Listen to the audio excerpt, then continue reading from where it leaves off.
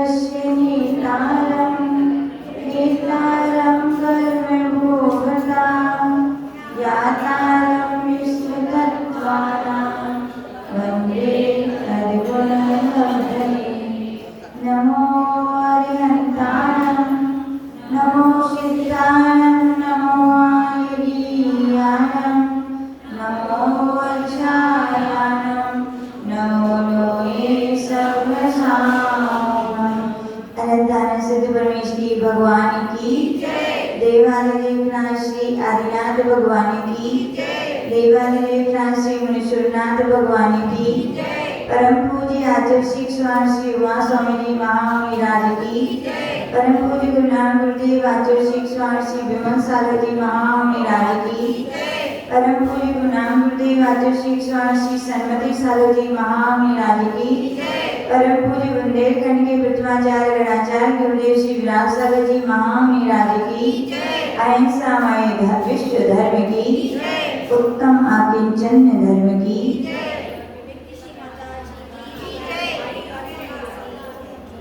यहाँ पर दशलक्षण महापर्व की बेला में हम सभी यहाँ पर क्रमशः एक एक दिन से आचार्य उमा स्वामी द्वारा कहा हुआ प्रथम सूत्र ग्रंथ तत्वसूत्र का यहाँ पर वाचन कर रहे हैं और क्रमशः 1 से 4 अध्यायों में जीव तत्व का, 5वें में अजीव का, आश्रव तत्व का वर्णन 6वें और 7वें अध्याय में और 8वें अध्याय में बंध तत्व का यहाँ पर कथन किया गया। कौन से तत्व रहे? संवर और निर्जरा, दोनों को यही दोनों तत्वों का विवेचना आचार्य श्री उमा स्वामी जी महाराज 9वें अध्याय में यहाँ पर प्रारंभ कर रहे हैं, क्योंकि ये मोक्ष मार्ग है। क्या है ये? संवर तो लगभग सभी का होता है, यानी कि प्रथम गुरुस्थानवर्ती कोई जीव है, उसने भी मिथ्यात्व का त्याग किया है तो द्वितीय गुरुस्थान में मिथ्यात्व का संवर हुआ है। ऐसे आचार्य भगवान कहते हैं कि संवर यद्यपि सभी जीवों के लिए निरंतर चल रहा है और कर्मों की निर्जरा भी चल रही है, लेकिन कौन सी चल रही है? सभी भाग चल रही है। लेकिन चूंकि ये मोक्ष मार्ग का प्रकरण है, यहाँ संवर भी चाहिए। कौन सा संवर चाहिए? आचार्य भगवान ब्रह्मदेव सूरी ने अपने बृहद दर्शन ग्रंथ की टीका में वहाँ पर महाव्रतियों के लिए 6वें गुरुस्थान व्रतियों के लिए एक देश त्यागी कहा है। क्या कहा है? तो जब हम लोगों ने सुना तो हम लोग को बड़ा आश्चर्य हुआ कि अभी तक तो यही पढ़ किया है भी ये महाव्रती तो सकल त्यागी होते हैं, एक देश त्यागी क्यों लिखा है? तो वहाँ पर आचार्य श्री से जब पूछा, जिज्ञासा प्रकट की तो पूज्य गुरुदेव बोले यह संवर भावना चल रही। क्या चल रही है? प्रकरण जैसा चलता है वैसा अर्थ लगाना चाहिए। 6वें गुरुस्थानवर्ती मुनि महाराज अभी एक देश संवर के त्यागी हैं। उन्होंने अशोक का संवर किया है, लेकिन शुभ योग प्रवृत्ति तो चल रही है। पापों का अभाव किया, लेकिन अहिंसा व्रत आदि शुभ योग में प्रवृत्ति उनकी चल रही है।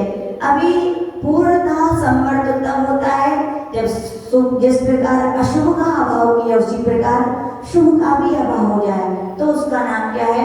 पूर्ण संवर है। और ऐसा पूर्ण संवर यदि होता है तो किनके लिए होता है? 7वें गुरुस्थानवर्ती महामुनि राजों से लेकर ऊपर के गुरुस्थानवर्ती मुनि महाराजों के लिए संवर कहा गया है।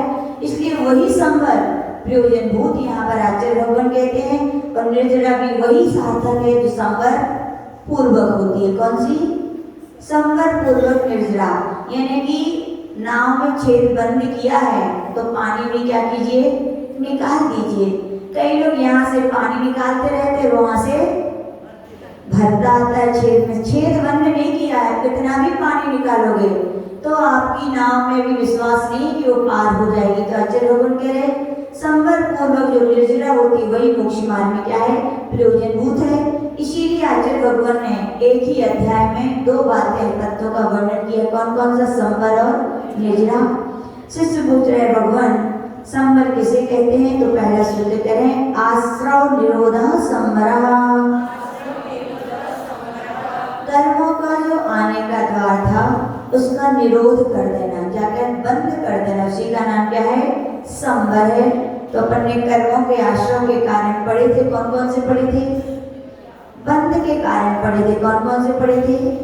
मिथ्यात्व, आवृत्ति, प्रमाद, कसाय, योग। इन द्वारों को ही बंद कर देने का नाम क्या है? संवर है। तो आचार्य भगवान ने ऐसा कहा। शिष्य पूछ रहे, भगवान हम चाहते हैं, मोक्ष मार्गी हैं, हम मोक्ष पद के पति के, हमें मोक्ष चाहिए, तो हम कैसे संवर को रोकें, क्या उसके उपाय हैं? तो आगे सूत्र कह रहे हैं, सगुप्ति समिति धर्मानुप्रेक्षा परिसेजय चारित्रही।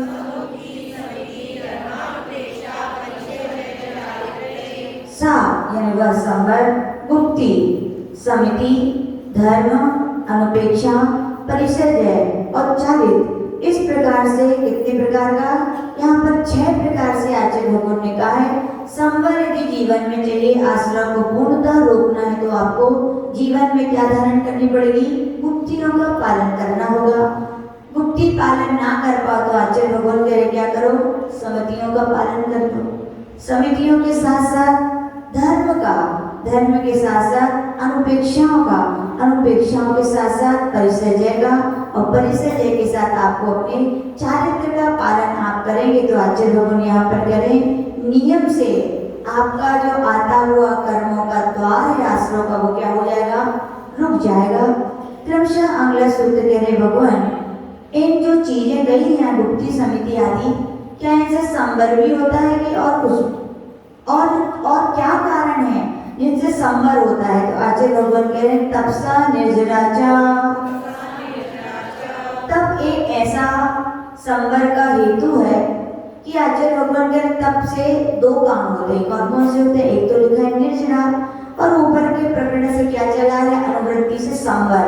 यानी तप करने से निर्जरा भी होती है और संवर भी होता है। यद्यपि आपका प्रश्न हो सकता है, तप तो पहले धर्म ने कह दिया है तो वहां पर हो गया है, तो अलग से क्यों कहा? अलग से इसलिए कहा कि वहां तो संवर अकेला हो रहा था, लेकिन हमें ये दिखाना था कि तप से संवर ही नहीं होता, क्या होती है? पूर्वबद्ध कर्मों की निर्जरा भी होती, इसलिए यहाँ अलग से सूत्र कहा। शिष्य पुत्र भगवान गुप्ति किसे कहते हैं? सम्यक योग निग्रहो गुप्ति। सम्यक योग, सम्यक प्रकार में भले प्रकार से पंचेंद्रियों की अभिलाषाओं को छोड़कर मन वचन काय की स्वच्छंद प्रवृत्ति को रोकना क्या है? गुप्ति है। पंचेंद्रिय इसलिए कहा क्योंकि उनको छोड़ना है, लेकिन इसका मतलब ये नहीं है कुछ भी ना करो। लेकिन धर्म ध्यान के जो अंग हैं मन के, उनका तो अवलंबन लेनी पड़ेगा। वचन भी, बाहरी वचन छोड़ सकते हैं, लेकिन अंतर जन्म जो चलते हैं उनके लिए मन विशुद्ध का अवलंबन लेनी पड़ेगा। और काय से आचार्य भगवान कह रहे जो मोक्ष मार्ग में कारणभूत है उनकी क्रियाओं को तो करनी पड़ेगा। इसलिए आचार्य भगवान कह रहे हैं विषय पंचेंद्रियों की विषय अभिलाषाओं को छोड़कर मन वचन काय की प्रवृत्ति को रोकने का नाम क्या है? गुप्ति है। और गुप्ति कितनी होती है? जितने योग होते उतनी कौन कौन सी? मन, वचन और काय। मन गुप्ति यानी पूर्ण तरह से मौन रहिएगा, और मुनि का लक्षण ही होता है, क्या होता है? मौनम सा मुनि, जो मौन रहे तो मुनि है। गुरुदेव कहते थे भैया पूरे टाइम अपन को मौन रहना चाहिए, ठीक है, लेकिन ना रह सको तो कम से कम क्रियाओं में बोलो, लेकिन बाकी टाइम क्या रहो? मौन रहो। क्योंकि जितना बोला जाता है उतना ही क्या होता है? मन में संकल्प विकल्प होते हैं, और बात नहीं करो, बहुत फायदे होते हैं। बहुत अच्छी साधना है मौन साधना, एनर्जी भी बचती है, व्यर्थ के राग द्वेष भी बचते हैं, और व्यर्थ के संकल्प विकल्प भी बचते हैं। हमारे आचार्य जी बोलते हैं जब खास प्रोग्राम हो तो क्या करना चाहिए? मौन ले लेना चाहिए, इन संकल्प विकल्पों से बचना है। तो 10 लक्षण पर्व चल रहा है, जो लोग कभी नहीं आते वो भी आते हैं, तो 2-4 सुनाते हैं। सबसे बढ़िया मौन है, तो ना सुनाएंगे ना अपन सुनेंगे, अपना रास्ता आप जाओ। अपन 10 दिन की जब आप साधना करते हो तो साधुजन साधना नहीं करेंगे? जरूर करेंगे। तो इसलिए आचार्य जी बोलते थे भैया क्या रहो? मौन रहो। फिर कह रहे मनोगुप्ति तो हो गया, मन के व्यापार को रोकना। वचन गुप्ति यानी बिल्कुल मौन रहना, और काय गुप्ति यानी बिल्कुल ठूठ की तरह हो जाना। ठूठ समझते हो आप? आपके क्या बोलते? सूखा पेड़ होता है, उसको सूखा पेड़ होता है ना जिसमें पत्ती वगैरह नहीं, अकेला पेड़ खड़ा है, उसको क्या बोलते हैं? लोग तो ठूठी बोलते भैया, ठूठ की तरह हो जाना, बिल्कुल लगने नहीं कि महाराज है कि मूर्ति है। इतने शरीर को नियंत्रण कर लेने का नाम क्या है? काय वृत्ति है। आप लोगों ने शनिचरी जिन लोग पढ़ा हो, वहां पे काय वृत्तिधारी मुनि महाराज शमशान में सामायिक कर रहे थे। तो जो तापसी टाइप का जो तंत्र मंत्र सिद्ध करते मांत्रिक आया और वो ऐसे निश्चेष्ट पड़े थे कि उसे लगा ही नहीं कि जीवित है कि निर्जीव है। उनने तो निर्जीव समझा और उनके सबकी तरह उनके लिए खजोड़ करके, मतलब खींच करके उनके सिर के क्या बना दी थी? चूल्हा बना के उसमें प्रज्वलित कर दिया। यानी कि इतनी काय की स्थिरता का हो जाना क्या है? फिर भी धन्य है मुनि महाराज कि उन्होंने तब भी कुछ नहीं कहा, लेकिन फिर जब अग्नि जली, सिर की नसें तड़पड़ाई होगी तो उनके फिर उसमें चेष्टा हो गई थी। तो ऐसा कहा जाता है इतने में ही उनकी काय मुक्ति क्या हुई थी? समाप्त हो गई थी। तो ऐसा यानी कि आज जैसे बोलते कछुआ बन जाना, गुप्ती यानी क्या क्या बन जाना? कछुआ देखा है कैसा होता है? पत्थर से भी ज्यादा कड़क। और यदि उसे आहट मिल जाए कि कोई हमें नुकसान पहुंचाने आ रहा है तो क्या करता है वो? दोनों हाथ दोनों पर, यहाँ तक कि अपना मुंह भी। हम लोग चेन्नई गए थे तो वहां देखा समुद्र के किनारे इतने बड़े बड़े कछुए, ऐसा लगता था चट्टाने पड़ी हो, लेकिन क्या थे वो? कछुए, सब अपनी छुपे। आज जैसे बोलते थे जब अपना मन, जब अपना इंद्रियां पंचेंद्रियों के विषयों की ओर जाए या पंचेंद्रियों के विषय आपके सामने आने वाले हो तो क्या कर लेना चाहिए? इनको संकुचित कर लेना चाहिए ताकि अपनी साधना में विघ्न बाधाएं ना या कोई अपनी साधना को नष्ट ना कर पाए। शिष्य पूछ रहे भगवान समिति कौन कौन सी होती? तो पहले ईर्या भाषैषणादान निक्षेपो सर्गा समितिया।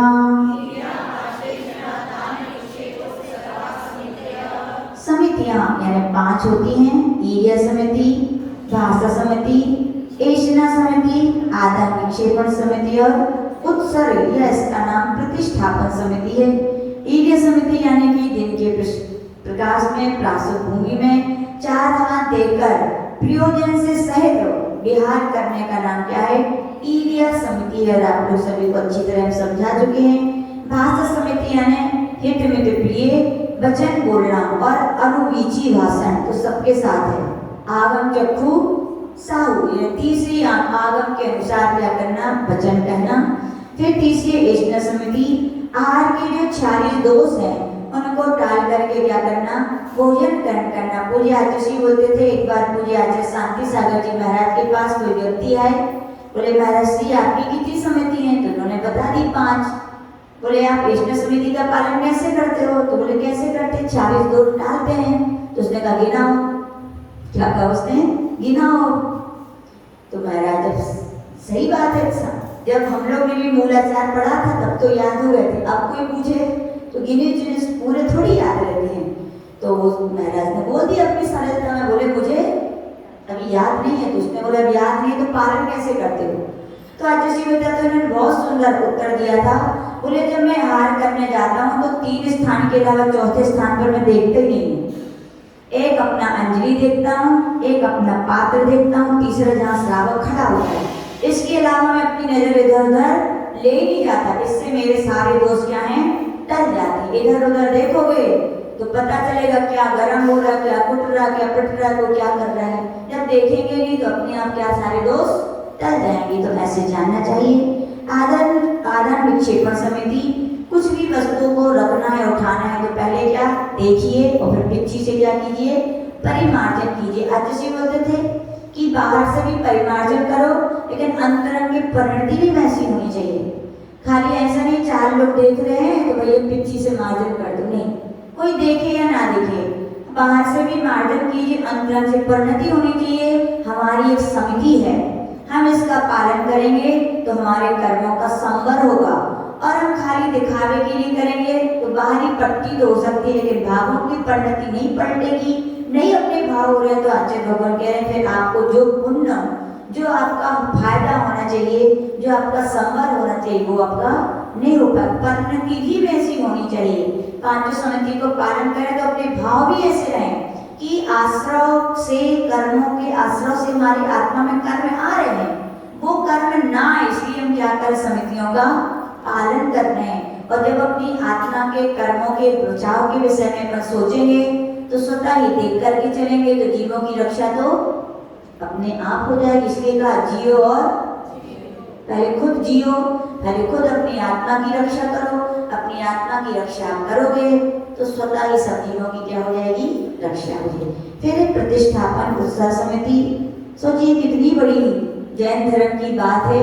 इतने छोटे काम के लिए महाराज ने कह दिया यज्ञ पूर्वक करो। क्या करो, जिसकी लोग कोई कीमत ही नहीं समझते, ये भी यज्ञ करोगे तो आचार्य भगवान कह रहे भैया बहुत सारे आते हुए कर्मों के आश्रय से रुक जाओगे। यानी कि ऐसे स्थान गूढ़ हो, एकांत हो, मर्यादित हो, चित्त रहित हो, जीव रहित हो, और कैसे हो, प्रासुक हो। कैसे हो, प्रासुक यानी घास नहीं होनी चाहिए। और एक बात की बात पता है, आज किसी ने हम लोग को जो नई नई दीक्षा हुई थी तो आज किसी ने पढ़ा दिया कि प्रासुक स्थान होना चाहिए। तो अब हम लोग ढूंढते थे मिल जाए। तो एक बार हम लोग को पता, हम लोग 2-3 माता जी थोड़े लंबे निकल जाते थे, जब जाते थे तो खेत वगैरह में तो निकल गए। तो वहाँ हम लोग ने देखा जला हुआ स्थान है, तो ये तो बढ़िया स्थान है, चलो यहीं चलना चाहिए। निवृत्त होके आ गए। फिर वहाँ के लोगों ने बताया, बोले माता जी कहाँ गई थी हम लोग? उनका कहाँ गई थी? प्रास्तुत स्थान में गए थे। बोले प्रास्तुत स्थान नहीं, वहाँ सब लोगों का अंतिम संस्कार होता है। तब हम लोगों ने क्षमाया। आरती बोले सही बोलो, सही बिना उसके भी मतलब जानकारी के आरती बोलते थे कहीं अपन को नहीं जाना चाहिए। एक बार और एक कब्रिस्तान मिल गया, अब हम लोग को उधर लिखा ही नहीं था कुछ, चले गए तो। लेकिन आरती बोलते थे ऐसा अपन को नहीं जाना चाहिए। तो इस प्रकार से 5 समिति हुई। 10 धर्म कौन से हैं तो कह रहे हैं उत्तम क्षमा, मार्ग भार्जव, शौच, सत्य, संयम, तपस्त्यागा, किंचन ब्रह्मचर्याणि धर्मा।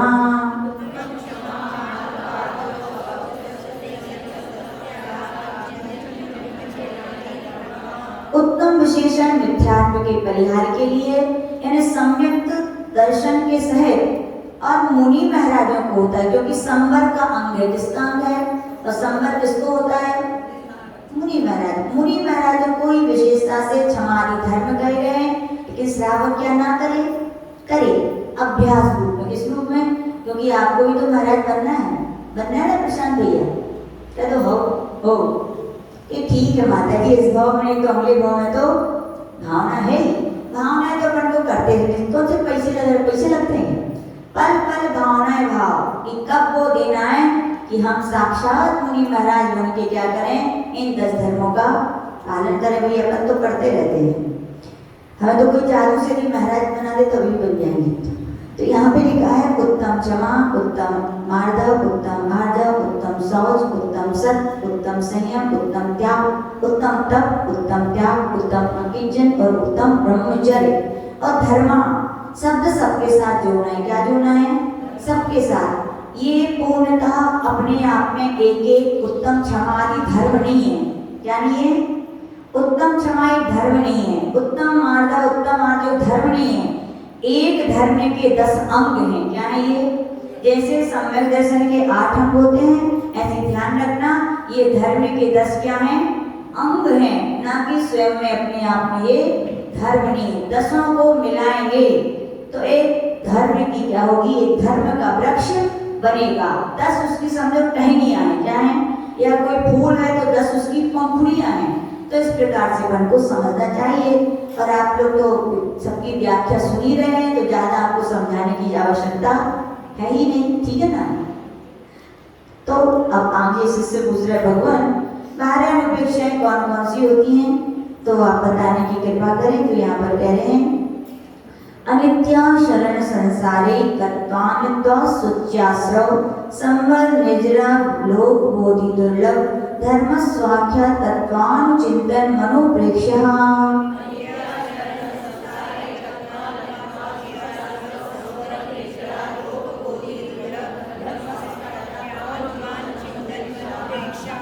अनुप्रेक्षा, प्रेक्षा का अर्थ होता है ध्यान और अनु का अर्थ होता है संस्कृत में प्रत्यय की ओर। जो हमें ध्यान की ओर ले जाती है वो क्या कह जाती है? अनुप्रेक्षा। और इन्हीं को अपन भावना भी बोलते हैं। जो बार बार भाई जान उन्हें क्या कहते हैं? भावना, ये भावना इतनी कहाँ श्रेष्ठ हैं, इतनी बलिष्ठ हैं। जब साधुओं के ऊपर उपसर्ग आते हैं, परिचय आते हैं, तो ना वे 16 कारण भावनाएं भाते हैं, ना मेरी भावना पढ़ते हैं, ना समाधि भावना। कौन सी भावना भाते हैं? 12 भावनाओं का चिंतन करते। क्यों करते हैं? क्योंकि इनको आचार्य कार्तिकेय महाराज ने कार्तिकेय उपेक्षा ग्रंथ में कहा है, वैराग्य की जननी है। ये क्या है? जैसे आप सभी क्या हो, अपने पुत्रों की जननी हो कि नहीं? पुत्र कितने भी संकट में हो, घबराई हो, डरा हुआ हो, लेकिन आपके पास आता है तो माँ की गोदी में आके आ जाए, सारे कष्ट, सारी आपदाएं, सारी विपदाएं वो भूल जाते हैं।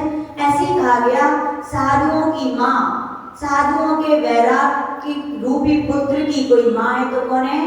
12 भावना है। जब भी साधुओं के ऊपर संकट आते हैं, परिचय आते हैं, आपत्ति विपत्ति आती है, तो क्या करते हैं? वो भी अनुपेक्षा भावना रूपी माँ की गोदी में बैठ जाते मतलब उनका चिंतन करते हैं, मनन करते हैं, तो उनके सारे कष्ट क्या हो जाते हैं? दूर हो जाते हैं। तो उनके नाम कह रहे हैं अनित्य, अशरण, संसार, एकत्व, अन्यत्व, असुचि, आश्रव, संवर, निर्जरा, लोभ, बोधि दुर्लभ और धर्म। स्व यानी आत्मा के तत्वों के अनुचिंतन के रूप ये क्या होती हैं? अनुपेक्षाएं होती हैं। संसार के सभी पदार्थ क्या हैं? अनित्य हैं। केवल एक मेरी आत्मा का स्वभाव ही क्या है? नित्य है।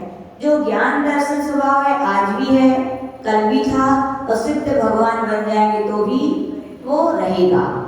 अशरण, इस संसार में कोई बचाने वाला है क्या? मणिमंत्र तंत्र बहु होई, मरते न बचावे। कोई बचा सकता है क्या? फिर भी अपनी मोह रहता है। डॉक्टरों के पास, तांत्रिक के पास, मंत्र सबके पास जाते हैं। कभी कभी सोचा करो, तंत्र मंत्र वाले यदि आपको बचा लें तो उनके घर में तो फिर कोई मरने नहीं चाहिए, तो सबको बचा लेना।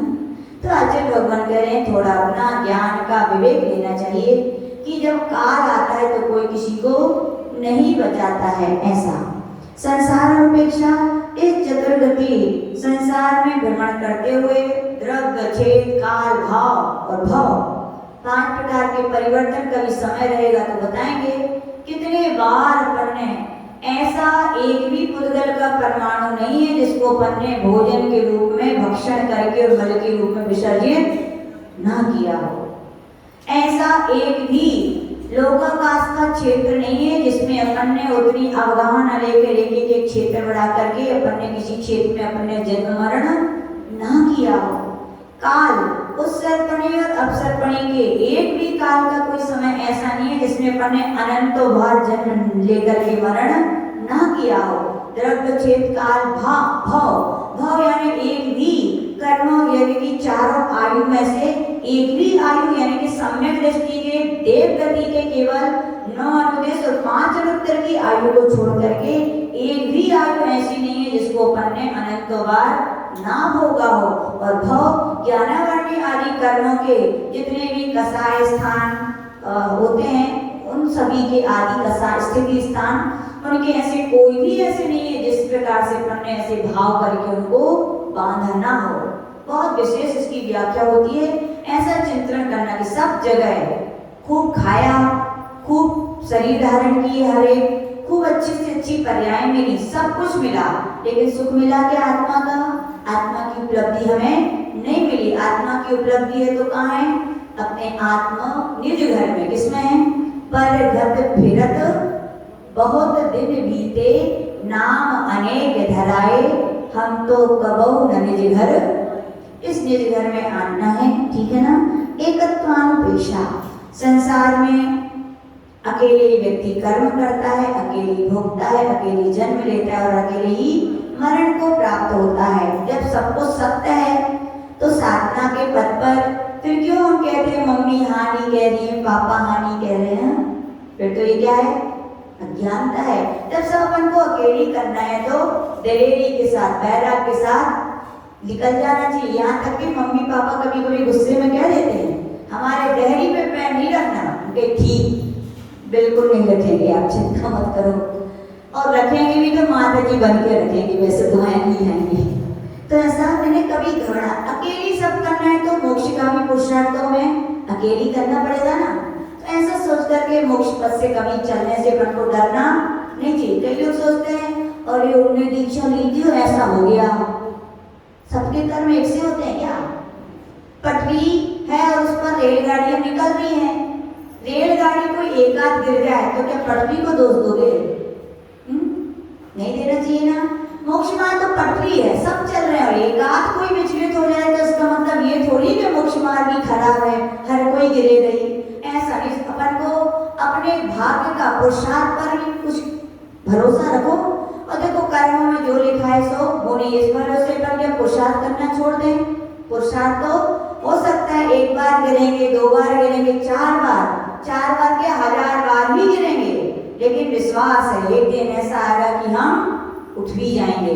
बार बार अभ्यास से ऐसा सोचना चाहिए। अन्यत्य भावना, शरीर आदि जितने भी पदार्थ हैं अपनी आत्मा से क्या है? भिन्न है। ऐसा अशुचि, शरीर की महा अपवित्रता के बारे में चिंतन करना कि शरीर में कोई सार नहीं है और सार है तो क्या है? इससे साधना कर लो। क्या कर लो इससे? वो प्यारा भावना बोलते हैं ना, भूल जाती हूँ। फिर आश्रम उपेक्षा, लेकिन आचार्य बोलते थे भावनाओं के पाठ जरूर करने चाहिए। हम लोग शुरू करने वाले हैं क्योंकि आचार्य बोलते थे अंतिम समय ज्यादा बड़े बड़े चिंतन काम नहीं आते, क्या आते हैं? यही भावना पाठ काम में आते। तो आप लोग को भी बैराग भावना, मेरी भावना, समाधि भावना, ये सब क्या होनी चाहिए? याद होनी चाहिए। पहले के समय अच्छा था, दादी मम्मी लोग काम करती रहती थी और सारे पढ़ती रहती, पढ़ के ही उनकी सुन के याद ही बातें हम लोग को तो याद हो जाती थी। ऐसे संस्कार रखने चाहिए। आश्रम उपेक्षा, मिथ्यात्व के कारण जो कर्मों के आश्रय हो रहे हैं उनको जान करके क्या करना? छोड़ना। खाली जानने का नाम आश्रम उपेक्षा नहीं है। संवरानुपेक्षा, जिन कारणों से संवर होते हैं उनको जानकर अपने जीवन में लाने का नाम क्या? संवरानुपेक्षा है। निर्जरा, सविपाक, निर्जरा से कुछ फायदा होने वाला नहीं है। मोक्ष मार्ग में कौन सी निर्जरा सहायक है? अविपाक है। इन्हें तप वगैरह अपन को करते रहना चाहिए। लोकानुपेक्षा, लोक के बारे में चिंतन करना, लोक के इतने प्रदेश, इतना लंबा, इतना चौड़ा है, इतने इसके भेद है, कौन जी कहाँ रहते, किन कारणों से जाते हैं, ऐसा सोचना लोकानुपेक्षा है। बोधि दुर्लभानुपेक्षा, रत्नत्रय सबसे ज्यादा क्या है? दुर्लभ है। वर्षानुपेक्षा का ग्रंथ की टीका में आचार्य जी ने बहुत सुंदर इसका वर्णन किया है कि कितना दुर्लभ है अपने लिए। इतने सारे देश हैं, बताओ है कि नहीं? सबसे ज्यादा तो मॉमनस देश है, कम से कम 30-32, और अपने ऐसा देश भारत जैसा कितना है वर्ल्ड में? एक ही है। इतने देशों को जहाँ पर हिंसा का तांडव मचा है, क्या मचा है? जहाँ धर्म के कोई संस्कार नहीं है, जहाँ प्रेम कुछ नहीं है, लोग स्वार्थ के लिए जी रहे हैं और दूसरों को परेशान कर रहे हैं। ऐसे पाप के युग में भी अपना जन्म यदि भारत देश में हो गया तो क्या हुआ? बहुत दुर्लभ है भैया। और भारत देश में भी जैन समाज में हो गया, ये बहुत दुर्लभ है। और जैन समाज में भी उस समाज में हो गया जहाँ निरंतर साधु संत आते रहते हैं, बहुत दुर्लभ है। और साधु संत के उपदेश सुनने के हमारे भाव हो रहे हैं, ये भी बहुत दुर्लभ है। और हम आदि उसको सुन करके अपनी आत्मा में चरितार्थ कर रहे हैं तो क्या है? दुर्लभ है। और दीक्षा यदि लेगी तो बहुत दुर्लभ है। 1 करोड़ जैन समाज और साधु कितने हैं बताओ? मुश्किल से 1500 या 2000, यानी कि बहुत कम, बहुत दुर्लभ है। इसलिए आचार्य भगवान कहते हैं हर समय भावना भानी चाहिए भगवान ऐसा कोर के हीरे तो भले ही बहुत मिल गए, लेकिन ये बोधि दुर्लभ रत्न कभी नहीं मिला। लेकिन हमें क्या है? उसकी चाहिए है, हमें प्राप्त करना है, ऐसा भावना करना। धर्मानुपेक्षा, जैन भगवान के द्वारा कहा हुआ अहिंसा जो लक्षण वाला धर्म है वही क्या है? शाश्वत है और सभी जीवों का कल्याण करने वाला है, ऐसा चिंतन करना धर्मानुपेक्षा है। शिष्य पूछ रहे परिचय क्यों सहन करनी चाहिए? भगवान तो कह रहे हैं मार्गच्वन निर्जरार्थम परिशोधभ्य परिशः।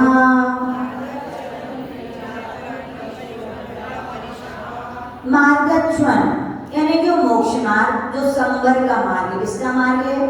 आचार्य जी हमेशा बोलते थे खाली पिच्ची ले ली, कवंडा ले ली, बस सामायिक कर ली, हो गई, हो गया मोक्ष मार्ग? बोले नहीं, हर प्रतिक्षण सोचा करो कि संवर हो रहा है कि नहीं।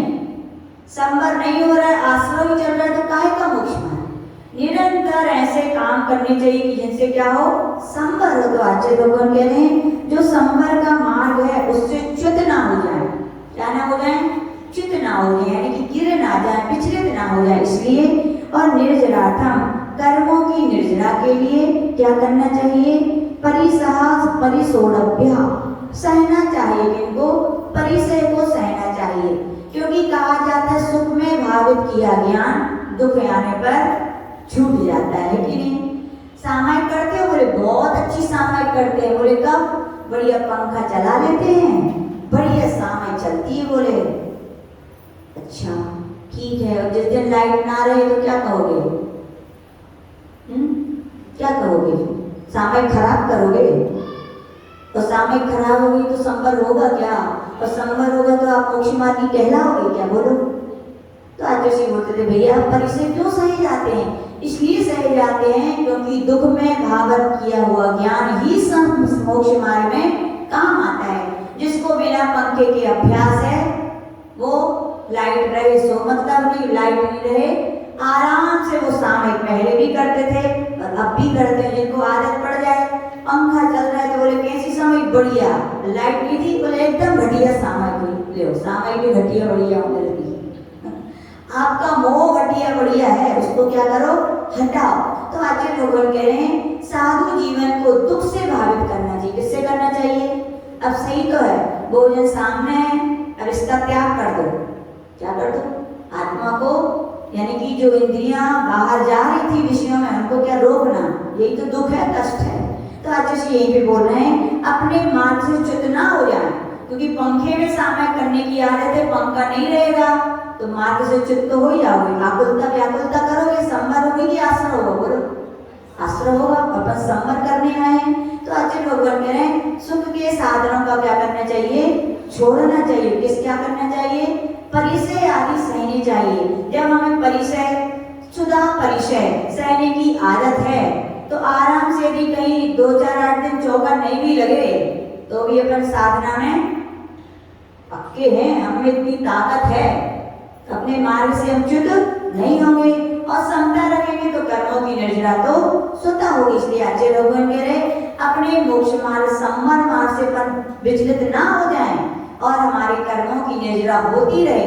ये तो दीक्षा लेने के प्रयोजन है मोक्ष मार्ग, तो उन प्रयोजनों के सिद्ध करने के लिए हमें परिचय सहने का भी अभ्यास करते रहना चाहिए। यानी आत्मा को कष्ट भी देते रहना, आत्मा को नहीं मतलब शरीर को, आत्मा तो कहाँ। फिर कह रहे भगवान कौन कौन से परिचय होते हैं, तो कह रहे हैं क्षुत् पिपाशा शीतोष्ण दंसमसक नाम्यारति स्त्री चर्या निषद्या शय्या क्रोध वध याचना लाभ रोग स्पर्श मल सत्कार पुरस्कार प्रज्ञा ज्ञाना दर्शनानि।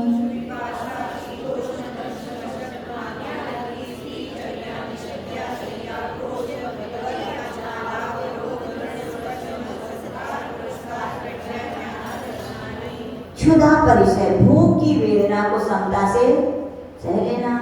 हो जाते हैं अंतराय, 1-2 नहीं 6-6 7-7 दिन भी हो जाते हैं।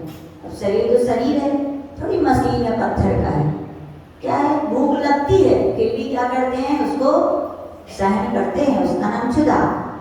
तृषा, भूख से भी बड़ी क्या होती है, एक बार 1 महीना 2 महीना बिना खाए तो चल जाएगा, लेकिन देखो लंबे लंबे उपवास करते हैं 1-1 महीने के, लेकिन 4-5 दिन बीच में जल हमारे भी संग में कहाँ, जालना में माता जी विरक्षण सीमा थी, 1 महीने के 16 कारण के उपवास कर रही है, परसों की पारना है, केवल 4-5 बार जल लिया। क्या लिया, यानी कि भूख की अपेक्षा प्यास को सहना कठिन है। लेकिन धन्य ऐसी मुनि महाराज गर्मी के दिनों में अंतराय हो जाए, ऊपर की गर्मी नीचे की गर्मी और बिहार चले बढ़िया और गरम गरम हवाएं चले, फिर देखो क्या आनंद आता है। ये कंठ है ना, ऐसे लगते हैं कांटे निकल आए और तो पूरे पपड़ी निकलती है, लेकिन फिर भी आदर्शी से आदि पूछते हैं माता जी ठीक हो, अब क्या ठीक है, ठीक है।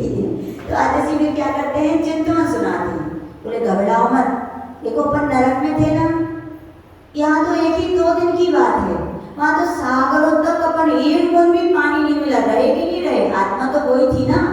पराधीनता में अपने इतना सहा तो स्वाधीनता में अपन नहीं सहेंगे। बस एक ताकत सी आ जाती थी, अमृत सा झड़ जाता था गले से और अपने आप वो दिन निकल जाता था। तो जरूर नहीं है अगले दिन भी हार हो ही जाए, कोई भरोसा नहीं है, लेकिन फिर भी गुरुओं के वचनों में, माँ जिनवाणी में इतनी बड़ी ताकत है कि पानी से भी बढ़ की औषधि प्रदान करती है। शीत की वेदना को शांत भाव से सहना, उष्ण की वेदना को शांत भाव से। सर्दी ज्यादा सहना कठिन है कि गर्मी? बोलो, सर्दी की वेदना ज्यादा है कि गर्मी की? अरे एक अच्छा बताओ, कितने लोग तैयार हैं गर्मी में? गर्मी में ज्यादा होती वेदना, हाथ ऊपर करो। 1 2 3 4। अच्छा, अब नीचे। ठंडी में ज्यादा वेदना होती गर्मी की अपेक्षा, कितने लोग हैं? बहुत कम लोग। लेकिन ध्यान रखना, नरक कितनी होती है? 7। ऊपर के 4.5 लगभग बिलों में क्या होती है? गर्मी। और नीचे के लगभग 2.5 बिलों में क्या होती है? सर्दी। ऊपर के नरकों में कष्ट ज्यादा है कि नीचे में? नीचे में सर्दी है कि गर्मी? सर्दी है। तो वेदना किसमें ज्यादा होती है? सर्दी में होती है। देखा होगा वृद्ध लोग, जानवर लोग सर्दी में ज्यादा ऊपर जाते हैं, सहन नहीं कर पाते। तो आचार्य भगवान कह रहे हैं ऐसी वेदना को भी धन्य वे मुनि महाराज जो क्या करते हैं? सहन करते हैं। दंश मतलब कांटे, मतलब मच्छर, चींटी वगैरह क्या है? यशोधर मुनि महाराज के ऊपर सांप डाल गया था, कितने 3 दिन तक चींटियां काटे, फिर भी बैठे रहे। और एक मुनि महाराज का नाम याद नहीं है, तो एक देवी ने उपसर्ग किया था, कौवे के बराबर मच्छर बने, मच्छर कौवे के बराबर बनकर महाराज को लौचा था, है। फिर भी आराधना कथा को उसमें सी कहानी आती है, फिर भी धन्य है महाराज जी के आत्म साधना में लीन रहते। और हमने आचार्य का उदाहरण सुनाई था कि वो नासिक रोड पर तपोवन था, इतने बड़े बड़े मच्छर, पूरे महाराज आचार्य लोग रात भर ऐसे बैठे रहे। सुबह देखा पूरा शरीर लाल, ऐसे धब्बे धब्बे पड़े थे, लेकिन फिर भी सहन करते। दिगंबर हैं, दिशाई अंबर है, अन्य कोई उनका अंबर नहीं है। नग्न रहते हैं। क्या रहते हैं? सरल है क्या नग्न रहना? लोग बोलते हैं अच्छा बन के दिखाओ, बहुत सरल है, क्योंकि नग्न जिसने काम वासनाओं को जीता है, जिसने लोग लाज को जीता है, वो ही बन सकते हैं। और इसके लिए आचार्य बोलते थे कमजोर व्यक्तियों का काम नहीं, किसका काम है? ये बहुत बड़े मजबूत हृदय वालों का काम है। तो आचार्य बोलते थे नग्न जब रहते हैं तो कोई कुछ ना कुछ कहते हैं, फिर भी धन्य मुनि महाराज किसी को कुछ भी नहीं कहते हैं। अरति कुछ ऐसे बातें हो जाती जो पसंद नहीं रहती, लेकिन फिर भी अब चाहते तो कुछ हैं, लेकिन अब नहीं किया तो क्या करें? चिल्लाओगे क्या? गुस्सा करोगे क्या? क्या होगा इससे? तुम्हारे चिल्लाने से, गुस्सा होने से दूसरा वाला काम कर भी सकता है और नहीं भी कर सकता, ऑप्शन है। लेकिन आप चिल्लाओगे, आप गुस्सा करोगे, लेकिन आपके लिए तो डायरेक्ट फिक्स है कि आपको तो कर्मों का आश्रय होगा ही, इसलिए नहीं कर। फिर भी महाराज ऐसे प्रकरणों को, स्त्रियां भी मोहित हो जाती है महाराज पर। सुदर्शन से देखो हुए कि नहीं? सुदर्शन स्त्रियां मोहित हो जाती है, हाव भाव से उनके विचलित करती। भगवान महावीर स्वामी के लिए भी कितना उस रुद्र ने कितना विचलित किया, देवी में भी बन के, लेकिन धन्य वे मुनि महाराज स्त्रियों के हाव भाव से भी वे अपनी साधना से विचलित नहीं होते, और कई हो भी गए। जैसे बहुत सारे नाम आते हैं अपने, रुद्र जितने भी होते हैं वो सब विचलित हो जाते हैं। ऐसा फिर कह रहे हैं चर्या, गमन करते समय खेत खिन्न हो जाते हैं। अब चलते हैं तो पैर तो दुखते हैं, कभी घुटने कभी कमर, लेकिन फिर भी आचार्य ने कहा चल रही है 13 किलोमीटर। अब चाहे कमर दुखे चाहे कच्ची दुखे, चल रहे फिर भी समता से चलते हैं। कैसे चलते हैं? समता से। हम लोग जब दीक्षा हुई तो बहुत लंबे लंबे विहार होते थे, पूछा थी कितना चल रहा था? वो पेड़ आ रहा है कि अच्छा, वो पेड़ तो घर में ही होता था 10-12 किलोमीटर, तो यानी कि चलते थे फिर भी। तो निश्चल ध्यान के लिए नियमित आसन से बैठना। एक आसन से बैठना भी सरल है क्या? सामायिक में तो फिर भी हम लोग हिल लेते हैं, कभी कभी लगता है, लेकिन जब प्रवचन में सभा में बैठते हैं तो भगवान की तरह ही बैठने पड़ता है। यानी कि बिल्कुल 2-3 घंटा ऐसे ही बैठ, चाहे पैर में झिनझिनी हो, जब कुछ हो, बिल्कुल बैठ नहीं पड़ता है। क्यों? ये भगवान आचार्य बोलते क्यों ऐसा? बोले तुम्हारा आसन नहीं है। किसका आसन है ये? तीर्थंकरों का आसन। तुम उनकी वाणी को यहाँ बैठकर दे रहे हो तो तुम उनके प्रतिनिधि हो। तुम यदि अच्छे से बैठोगे, अच्छे से सम्मानित, तो दुनिया तुम्हारा सम्मान करेगी और भगवान महावीर को भी याद करे। ऐसी उनकी साधना थी। और तुम ऐसा वैसा करोगे, अरे जो गुरु ने सिखाया हुई है, जो इनके धर्म में चला थे, जो तो नहीं आजी बोलते थे नहीं निषत्या, यानी आसन स्थिर आसन जयी, आसन जयी होना चाहिए। क्या होना चाहिए? बैठ गए तो हम लोग पहले 6 से 7 घंटा बैठ गए, सो बैठे अपने करना लिखाई पढ़ाई, तो ये निषत्या। फिर सैया, सैया भी कैसा? अब जरूर थोड़ी हर जगह बढ़िया बढ़िया पाटे मिली जाते हैं। कई बार बिहार होता है, नहीं आई गाड़ी, नहीं आई चिट्टाई, नहीं आई पाटे, तो क्या फिर खेतों में बढ़िया वे करो, उनको बड़े बड़े पत्थर अलग, और फिर सो कितनी देर तक नहीं लगेगी बताओ? थोड़ी बहुत वे ऐसे चुभते हैं अपने यहाँ, बस इधर ही उधर होते रहते हैं। तो ये भी क्या है? परिसर। जो कई बार पाटे भी ऐसे मिलते हैं कि खरदरे से रहते, चुभते हैं कई बार। तो अच्छा ये भी क्या है? एक परिसर जय है। आक्रोश, दुष्ट जीवों के जो कठोर वचन। अब कोई सुनाने वाले को थोड़ी दिमाग रहता है, गुस्सा आती है तो देवी आ जा पूरी है डंडी उंडी कौन सी, वे तो लगे हैं सुनाने। लेकिन मुनि महाराज जिनको मोक्ष मार्ग के भावना के साथ है, वे सुनाओ हम, लेकिन एक की दो नहीं कहने, उनको क्या सह जाते हैं। आक्रोश वध, यहाँ तक कि चिल्लाना तो दूसरे कोई वध भी करे तो भी मुनि महाराज क्या करते हैं? उसको सहन करते हैं।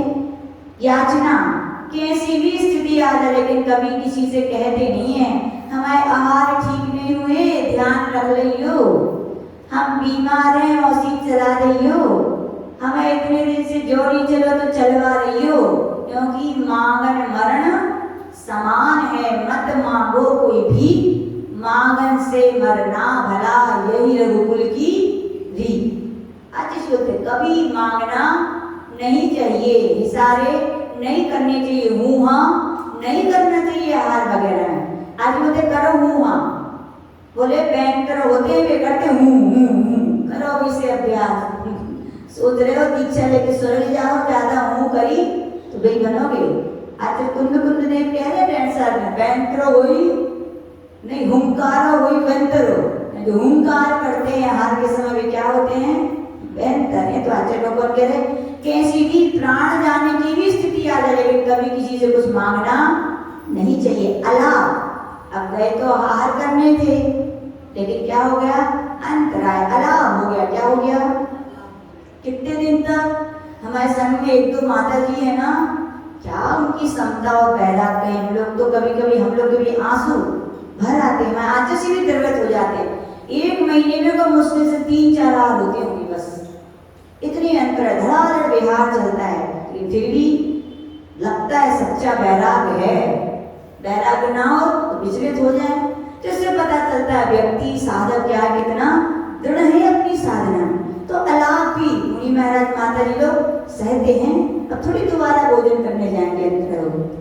रोग भी हो जाते हैं बड़े बड़े, सुनाया था कि नहीं? आज संत कुमार मुनि महाराज को 700 वर्षों तक कुष्ठ रोग रहा, फिर भी उन्होंने कभी किसी से कुछ नहीं कहा। त्रिस्पर्श, चलते चलते कांटे वगैरह लग जाते हैं। तो उपेक्षा सहन वाले मुनि महाराज तो इतने बड़े साधक होते हैं ना, वे निकालते हैं। कोई अभी कांटा लग गया उनके लिए, मान लो जहां लगा वे वहीं बैठ जाएंगे। किसी ने निकाल दिया तो ठीक, लेकिन कभी किसी से ये भी नहीं बोले कि कोई निकाल दो। ये क्या है? बहुत बड़ी साधना है। और हम लोग के लिए भी अब लग जाते हैं बड़े बड़े कांच अचानक से कुछ भी, लेकिन चलना तो पड़ते ही। ये सहना। निष्पर्श, मल यानी शरीर में मैल लग जाता है। आप लोग के लिए मैल है, लेकिन हमारे आचार्य बोलते हैं वो साधुओं का आभूषण है। क्या है? साधुओं का आभूषण। एक बार की बात सुना है, आचार्य पूज्य पुष्कर सागर जी और आचार्य जी का भिंडे में मिलन हुआ। ठंडी के दिन थे, तो आचार्य पुष्कर सागर जी का उन दिनों बैया व्यक्ति का त्याग चल रहा था।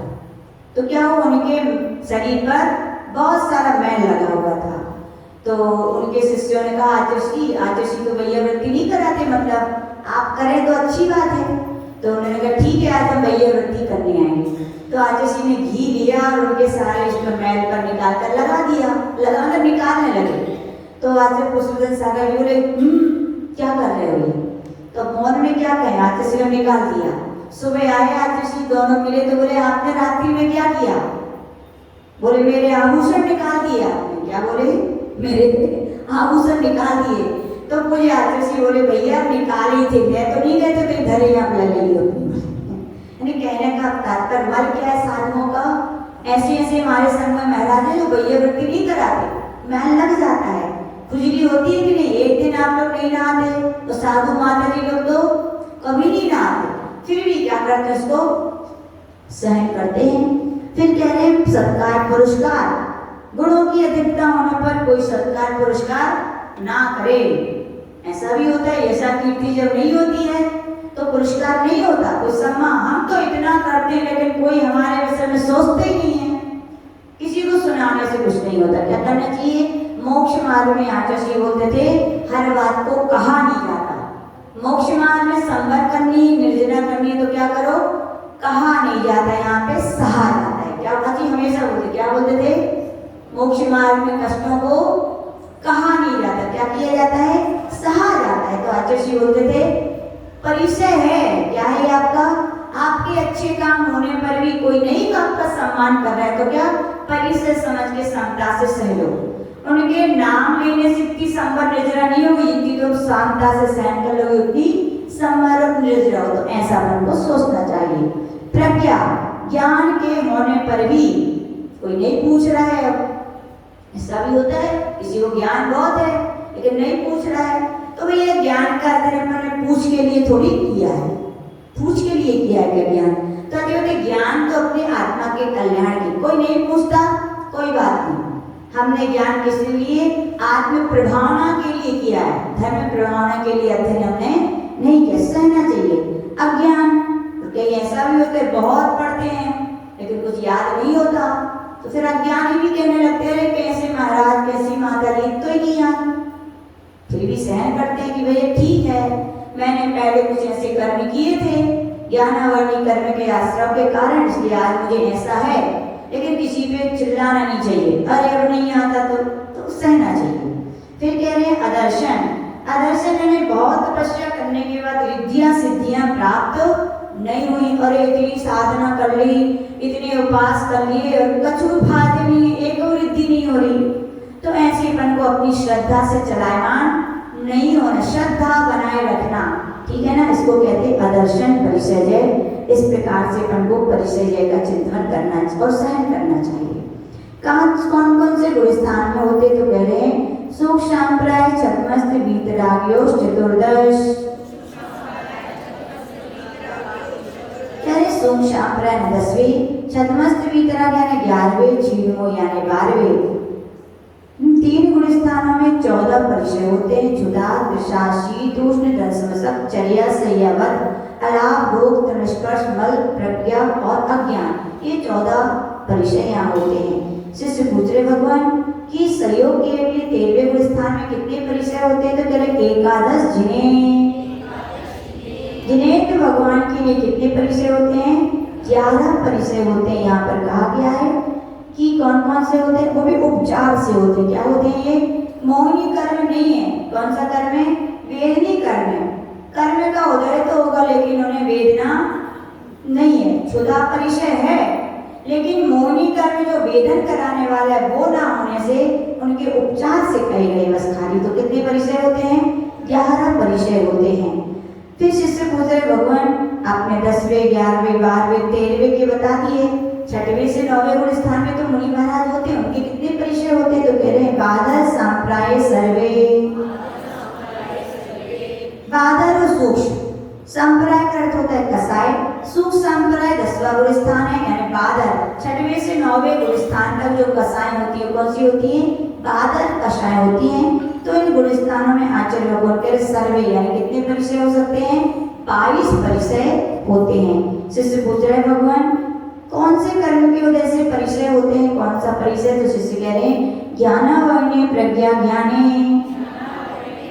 ज्ञानावर्ण कर्म की वजह से प्रज्ञा अज्ञान परिचय होता है। ज्ञानावर्ण का विशेष क्षय उपशम होता है तो व्यक्ति प्रज्ञावान बनते हैं, और ज्ञानावर्ण कर्म का विशेष उदय चलता है तो अज्ञान होता है। अब शिष्य और आगे कह रहे हैं दर्शन मोहांतरायो प्रदर्शना लाभो। कह रहे हैं कि अदर्शन परिचय कौन सा, यहाँ देखिए दर्शन, यहाँ पे दो कर्म लिए हैं, दर्शन और अंतराय। क्या लिया है यहाँ पर, दर्शन मोह और दूसरा कर्म है अंतराय, और दो यहाँ पर परिचय हैं, अदर्शन और अलाभ। तो कह रहे दर्शन मोहनी कर्म की वजह से अदर्शन परिचय होता है, श्रद्धा यानी कि ऐसे भाव होते हैं, और अंतराय करने की वजह से अलाभ परिचय होता है। शिष्य पूछ रहे भगवान और उस कर्म की वजह से कौन से परिचय होते हैं, तो कह रहे हैं चारित्र मोहे नाज्ञा रति स्त्री निषद्या क्रोश याचना सत्कार पुरस्कारा।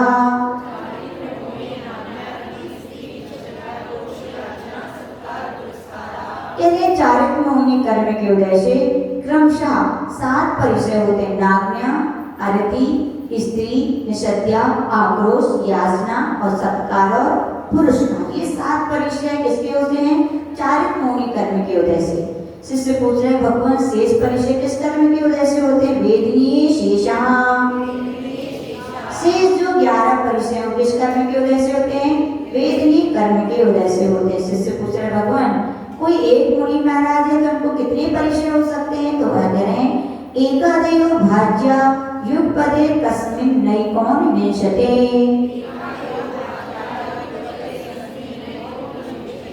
एकादेव युगपद यानी एक साथ, एक कस्मिन एक जीव में, एक मुनि महाराज, एकादया एक को आदि लेकर एकोन विंशते, विंशति यानी 20 पर एक कम कर देंगे तो 19, यानी कि एक मुनि महाराज को क्रम से यानी कि एक साथ कितने परिचय होंगे, 19 होंगे। परिचय पर कितने होते हैं, 22। तो यहाँ पर कौन से कम हो गए, तो आचार्य भगवान कह रहे शीत और उष्ण, शीत रहेगा तो उष्ण नहीं होगा, उष्ण रहेगा तो शीत नहीं होगा। फिर निषद्या चर्या और निषद्या चर्या और सैया। निषद्या का अर्थ है आसन लगाना, चर्या का अर्थ है विहार करना चलना, और सैया का अर्थ सोना। एक समय व्यक्ति 3 काम नहीं करेगा तो एक ही काम करेगा, तो 2 वहां से घट गए और एक यहाँ से, तो कितने घट गए, 3। 19 और 3 22 परिचय यानी हो गए, ठीक है ना। शिष्य पूछ रहे भगवान चारित्र कितने प्रकार का होता है, तो कह रहे सामयिक छेदोपस्थापना परिहार विशुद्धि सूक्ष्म सांप्रदाय यथाख्यात मिति चारित्रम।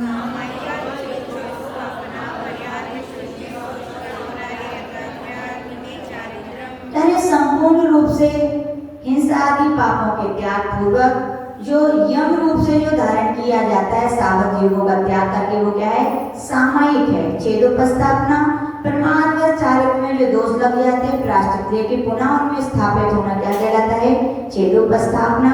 परिहार विशुद्धि ये विशेष प्रकार का चारित्र है जो मुनि महाराज ऐसा कहा जाता है। अब कितने वर्ष तक, 30 वर्ष तक तीर्थंकरों के पाद में रहकर विद्यानुवाद पूर्व का अध्ययन करते हैं। उन मुनि महाराजों के लिए विशेष क्या होता है, ये परिहार विशुद्धि संयम होता है, और उनके लिए नियम होता है, ये प्रतिदिन लगभग 4 कोस इनको विहार करना होता है, और ऊंचे जीवों की हिंसा नहीं होती है, परिहार विशुद्धि है। सूक्ष्म संप्राय 10वें गुणस्थान में सूक्ष्म कसाय का उदय होने से सूक्ष्म संप्राय, और यथाख्यात संपूर्ण मौनी कर्म के क्षय उपशम से आत्मा में शुद्ध परिणति होती है, उसे क्या कहते हैं, यथाख्यात। यथा यानी जैसा कहा गया है, ख्यात यानी है, ऐसा आत्मा के स्वरूप की प्राप्ति का होना क्या, यथाख्यात। शिष्य पूछे भगवान तप कौन कौन से होते हैं, तो कह रहे बाहरी तप और अंतरंग तप। बाहरी तप के यहाँ पर वेद कह रहे हैं अनसनाव मौदर्य वृत्ति परिसंख्यान रस परित्याग विविक्त संयसन काय क्लेशा वायम तपा।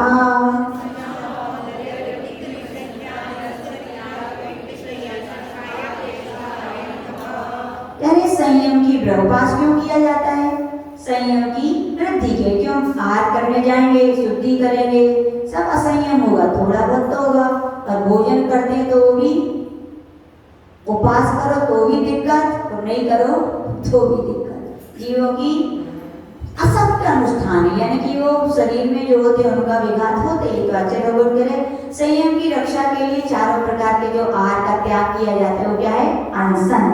अब मौदर्य, उदर अब यानी कि भूख से थोड़ा कम खाने का नाम क्या है? अब मौदर है। राग भाव को दूर करने के लिए, इसको राग तो होता ही है, खाते जाओ पेट भी भर गया तो भी लगे रहेंगे। तो आज राग भाव को कम करने के लिए सब कुछ सामने है, फिर भी धन्य में मुनि महाराज एक चावल का दाना लेकर के आ गए। क्या हो गया? उत्कृष्ट मोदर है। क्या 56 प्रकार के भोजन दिखाएगा और आपने कितना लिया? केवल एक चावल का दाना लिया, उत्कृष्ट मोदर। लेकिन आचार्य बोलते थे जघन्य मनोदर क्या है? एक भूख से पेट भर खाओ लेकिन एक दाना कम खाओ। क्या हो गया ये? जघन्य मनोदर। हमारे सामने तो सब माता जी महाराज जी के नियम है, कोई इतना ऐसे पेट भर के साधु का भोजन होते ही नहीं। पहली बात तो पेट भर के 24 घंटे के बाद खाओ, पता चलेगा भरता है क्या पेट? नहीं, वैसे नहीं बढ़ता। तो सब पूरे संघ के नियम है, वो 2000 तक आप लोग भी ले सकते हैं। आप भी थोड़ा कम खाओ। कम खाओ का मतलब ये नहीं है थाली में से झूठा छोड़ो, पहले इसे कम लो कि हमें हमारा व्रत है। ऐसा वृत्ति परिसंख्यान, भिक्षा को जाते समय घर गली आदि का अटपटा नियम राग देश की निवृत्ति के लिए। किस लिए करते हैं ये? राग देश। अब ये मित्र हैं, ये बड़े आदमी हैं, ये हमारे पहचान के हैं, ये दान करेंगे, सारे राग देश के विकल्प ना हो, इसलिए सबसे बढ़िया क्या लेके चलो? विधि। जहाँ मिलेगी वहीं जाएंगे, चाहे कोई बड़ा आदमी हो चाहे कोई छोटा आदमी। इसको कहते चांदनी चरिया। क्या बोलते हैं इसको? चंद्रमा जब निकलता है तो रागदेश करके निकलता है कि छोटे घरों में जाएंगे, बड़े में नहीं जाएंगे, गरीब के यहाँ जाएंगे, अमीर के यहाँ नहीं जाएंगे, नहीं, सब में श्री मुनि महाराज चांदनी चरिया होती है, विधि लेके सबके यहाँ जाते हैं, लेकिन जहाँ विधि मिलती है वहां पर वो ठहर जाते हैं। रस परित्याग, इंद्रियों के दमन के लिए, क्योंकि मनपसंद रस रोज रोज खाएंगे तो इंद्रियां क्या होगी? कामातुर हो जाएंगे, विकार उत्पन्न होते, तो उनको जीतने के लिए क्रमशः एक एक दिन क्या करते हैं मुनि महाराज? एक एक रस का भी त्याग करते हैं। और कोई कोई मुनि महाराज तो 6 रस का जीवन। हमारे समय विश्व यश सागर जी महाराज थे जबलपुर के, आजीवन उनका नीरस रहा उनका। और अभी भी शिखर जी में जो संभव सागर जी पूरी आचार्य संभव सागर जी हैं, वो भी क्या है? 60 रस त्यागी हैं जब से उन्हें दीक्षा ली। तो ऐसे ऐसे भी साधक हैं, तो सोचना चाहिए साधु बन के भी इतनी तपस्या कर सकते हैं, तो हम 4-5 बार भी खाते हैं, वो लोग क्या रसी पालन नहीं कर सकते? आराम से कर सकते हैं। विविक्त शय्यासन, स्वाध्याय ध्यान की सिद्धि के लिए एकांत स्थान में क्या करना? बैठ करके साधना करने का नाम क्या है? विविक्त से। सही है, स्वाध्याय करना है, शोरगुल हो रहा है तो उपायगा क्या? ध्यान करना है? नहीं, एकांत अकेले जाओ और आराम से बैठ के साधना करो। फिर कहते हैं काय क्लेश, शरीर से ममत्व दूर करने के लिए आतापन आदि योगों को धारण करना काय क्लेश है। आभ्यंतरतः कह रहे हैं प्रायश्चित विनय वैयावृत स्वाध्याय विसर्ग ध्यानानुत्तरम।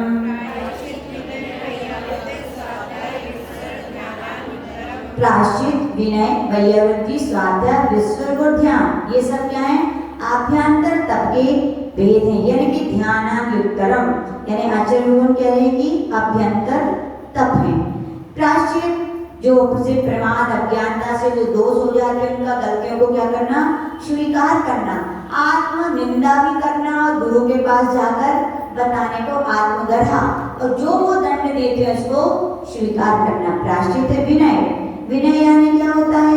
रत्नात्रयधारी जो लोग हैं, आचार्य जी बोलते थे रत्नात्रय की भी, रत्नात्रयधारियों की भी और रत्नात्रय के जो उपकरण है उनकी भी विनय करना क्या है? विनय। वैयावृत्ति, शरीर या अन्य वस्तुओं से उनकी जो साधना में विघ्न बाधा है उनको दूर करने का नाम है वैयावृत्ति। स्वाध्याय, आलस्य का त्याग कर जो ज्ञान के आराधना की जाती है, उसके जिज्ञासाएं पठन पाठन किया जाता है, वो स्वाध्याय है। किसके लिए? आत्म कल्याण के, दूसरों को उपदेश देने के लिए नहीं। फिर कहते हैं विसर्ग। विसर्ग यानी कि बाहर आभ्यंतर परिग्रहों का त्याग करने का नाम विसर्ग है। और ध्यान, मन को क्या कर देना? बहुत सारे विकल्पों से हटाकर एक विकल्प में लगा देना, ये क्या कहलाता है? ध्यान। अभी आगे बताएंगे फिर क्या अंतर है। आभ्यंतर तपों के उत्तर भेद यहाँ पर कह रहे हैं। नव चतुर्दश पंचद्वी भेदा यथाक्रमम प्राग ध्यानात्। कह रहे हैं ऊपर के सूत्र नीचे के सूत्र को मेल करेंगे तो प्रायश्चित के नीचे कितने लिखेंगे 9, यानी प्रायश्चित के 9 भेद हैं। विनय के नीचे चतुर यानी 4 भेद हैं। वैयवृत्ति के नीचे 10 यानी 10 भेद हैं। स्वाध्याय के नीचे पंच यानी 5 भेद हैं और व्युत्सर्ग के नीचे 2 यानी 2 हैं। और प्राग ध्यानात् ध्यान का विषय आचार्य भगवान आगे कहेंगे तो उन्हें यहाँ पर भेद अभी नहीं बताए हैं। प्रायश्चित के 9 भेद कौन से होते तो कह रहे हैं आलोचना, प्रतिक्रमण, तदुभय, विवेक, विसर्ग, तपश्चेत, परिहारोपस्थापना।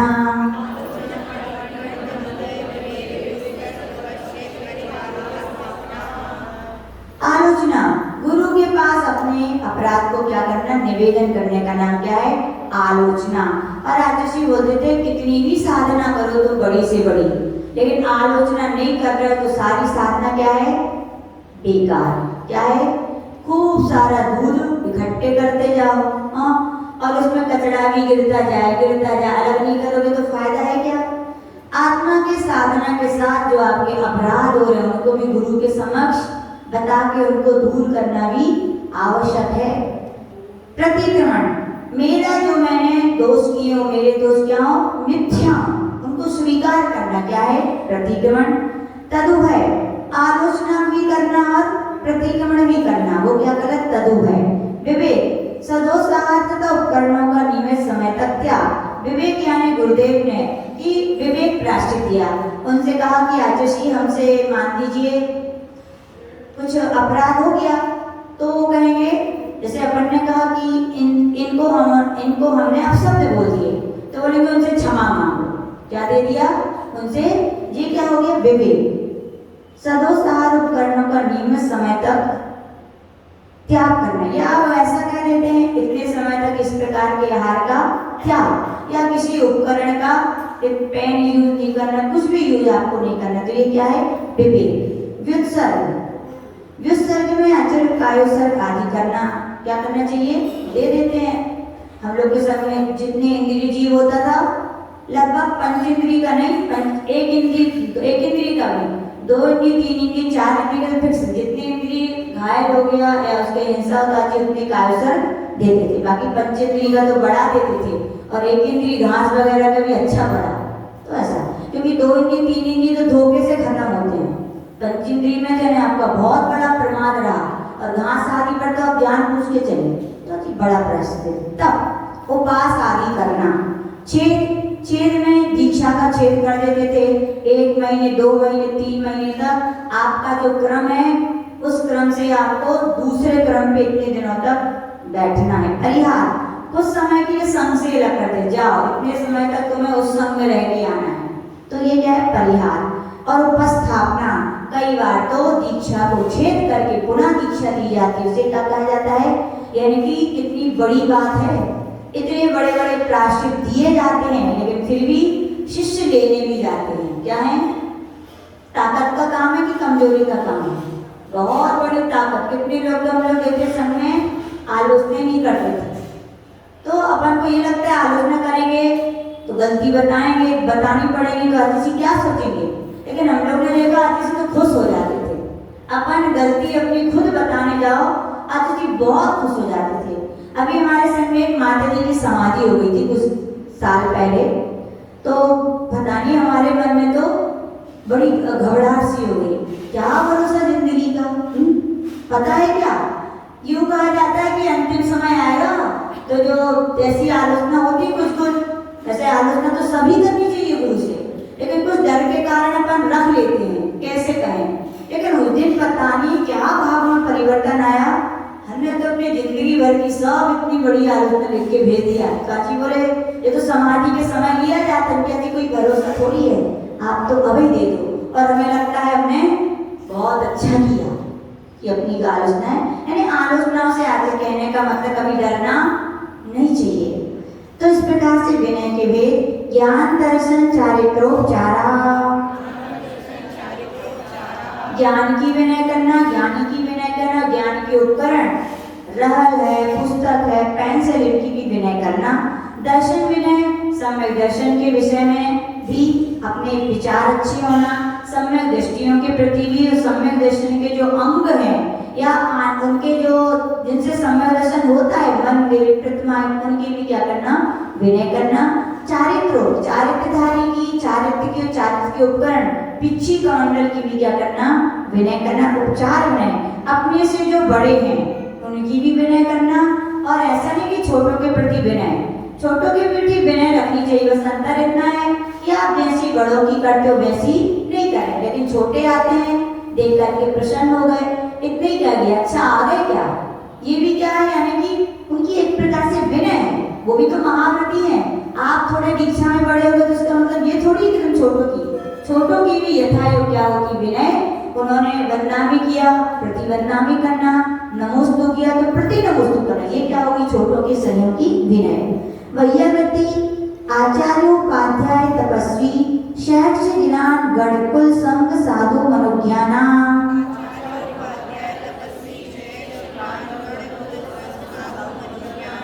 सबसे पहले यदि इतने सारे मुनि महाराज मिले तो अपन को क्या करना चाहिए, आचार परमेष्टि की वैयावृत्ति करनी। क्यों, एक आचार की वैयावृत्ति कर ली, यानी उनके पूरे संघ की क्या कर ली, वैयावृत्ति कर ली। उनके लिए आपने उनकी आवश्यकता, संघ की आवश्यकता के अनुसार सामान दे दिया, यानी सारे संघ को वैयावृत्ति। आगे बोले जो आचार परमेष्टि उनकी क्या करना, वैयावृत्ति करना। फिर उपाध्याय, जिनके पास जो स्वयं पढ़ते हैं दूसरों को पढ़ाते हैं, उन अधिक अवसर मिले तो उनकी फिर वैयावृत्ति करना। हाथ पैर दबाने का नाम वही उपाध्याय है। तुरंत हो सकता है चाहिए हो, कॉपी पेन भी हो सकता, पूछ के आपके लिए आवश्यकता तो हमें जरूर बताएं। और आचार्य बताते कारंजा की एक बात, कोई महाजन करके थे वहाँ पे, नाम नहीं पता, बोले वो बड़े होशियार थे। वो आएंगे और आचार्य जाप वगैरह करना है तो आचार्य का पेन उठाएंगे, खोल के देखेंगे रिफिल कितनी है, और कम या खाली दिखी तो बिना ही पूछे क्या डाल दे। कॉपी देख ली भरने वाली है, भर ही नहीं पाएगी, एक दिन पहले वो नहीं ला के रखती। तो ये क्या है, ये भी समझदारी है, बिना कहे करना। तो ऐसा तपस्वी, जो तपस्या में बड़े चढ़े हैं उनकी क्या करना, सेवा जरूर करनी चाहिए। तो शिक्ष, और जो पढ़ते लिखते हैं उनकी भी क्या करनी चाहिए, कोई विशेष अध्ययन करते हैं उनकी वैयावृत्ति करना।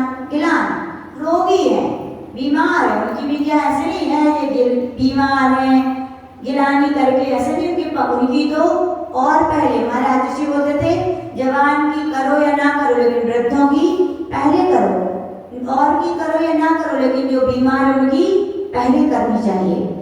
गण, वृद्ध मुनियों के अनुसार चलने वालों को क्या कहते हैं, गण, गणधर, यानी कि जो सबके लिए संभालते हैं उनकी वैयावृत्ति करना।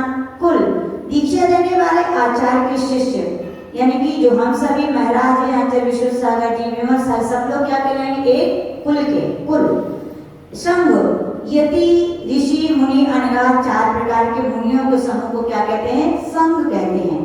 साधु, बहुत काल से जो दीक्षित हैं, पुराने हैं, उन्हें क्या कहते हैं, साधु। फिर मनोज्ञ, और ऐसे होते हैं जो मनोज्ञ, जिनकी लोक में ख्याति पूजा विशेष प्रभाव प्रवचन के माध्यम से, जैसे अपने तरुण सागर जी महाराज जी कुछ भी कहे कोई दो, लेकिन दिगंबर मुनियों की पहचान कराने वाले हैं तो कौन है, दो ही हैं। हम लोग कितने साल जगह विहार करते थे तो आज इसलिए अच्छा ये वही है जो टीवी पे आते हैं, उनको नहीं पता टीवी पे, उनको ये पता है नग्न आते हैं, क्या आते हैं, जैनों के बाबा नग्न होते हैं, ये तरुण सागर है कि कौन सा, ये क्या है, वे ही जो टीवी पे आते हैं, यानी कि क्या हो कि जैन धर्म की मनोज्ञ कहलाते हैं ये। तो इस प्रकार से शिष्य पूछ रहे भगवान स्वाध्याय के 5 वेद कौन से हैं, वाचना, प्रक्षणा, अनुप्रेक्षाम्नाय, धर्मोपदेशा। वाचना, आगम कथित आचार प्रणीत ग्रंथों को क्या करना, उनका वाचन करना, क्या कहलाती वाचना। प्रक्षणा, संशय को दूर करने के लिए एक दूसरे से क्या करना, प्रश्न करना, जिज्ञासा के रूप में रक्षणा। अनुपेक्षा, जो आपने याद कर लिया उसको बार बार क्या करना, चिंतन, और आचरण करनी चाहिए, चिंतन तो होनी चाहिए। गाय यदि जो घास खाती है उसकी जुगाली ना करे तो दूध मिलेगा क्या, तो इसलिए आपने जो पढ़ा है उसका क्या कीजिए, मनन कीजिए, चिंतन कीजिए, तो उसमें सार निकलेगा, उसी का से आपका आत्मकल्याण हो। आमना है जो पाठ वगैरह उनका निर्दोष उच्चारण करना। हमारे आचार्य जी बोलते थे कोई बात नहीं, आपको याद नहीं होता, पढ़ते तो आता है, पढ़ो जोर जोर से। हम लोग के सुबह के स्तोत्र के बाद कोई ना कोई पाठ होगा, वृद्ध माता जी महाराज जी बैठ जाएंगे एक साथ, तो क्या करेंगे, पाठ करेंगे। आचार्य जी बोलते थे जहाँ रहते हैं वहाँ का वातावरण भी प्रशस्त होता है। जिन घरों में आचार्य जी बोलते हैं कुछ बाधाएं माधाएं हो या कुछ भी, रोज नमोकार मंत्र का या भक्तामृत का पूरे घर परिवार के लोग मिलकर के क्या करें, पाठ करो। देखो उन मंत्रों की वर्णनाओं का प्रभाव। तो आमने स्वाध्याय भी बड़े कमाल की चीज है। फिर कह रहे हैं कि धर्मोपदेश, धर्म का उपदेश सुनने को करना या सुनने को क्या कहते हैं, धर्मोपदेश। विषय तक के वेद बाह्याभ्यंतरो पद्यो, दो प्रकार के बाह्योपधि और अभ्यंतरोपधि। 10 प्रकार के बाह्य परिग्रहों का त्याग करने को बाह्योपधि कहते हैं और 14 प्रकार के अभ्यंतर परिग्रह को त्याग करने को अभ्यंतरोपधि कहते हैं। ध्यान उत्तम सहनस एकाग्र चिंता निरोधो ध्यान मातर मोटा।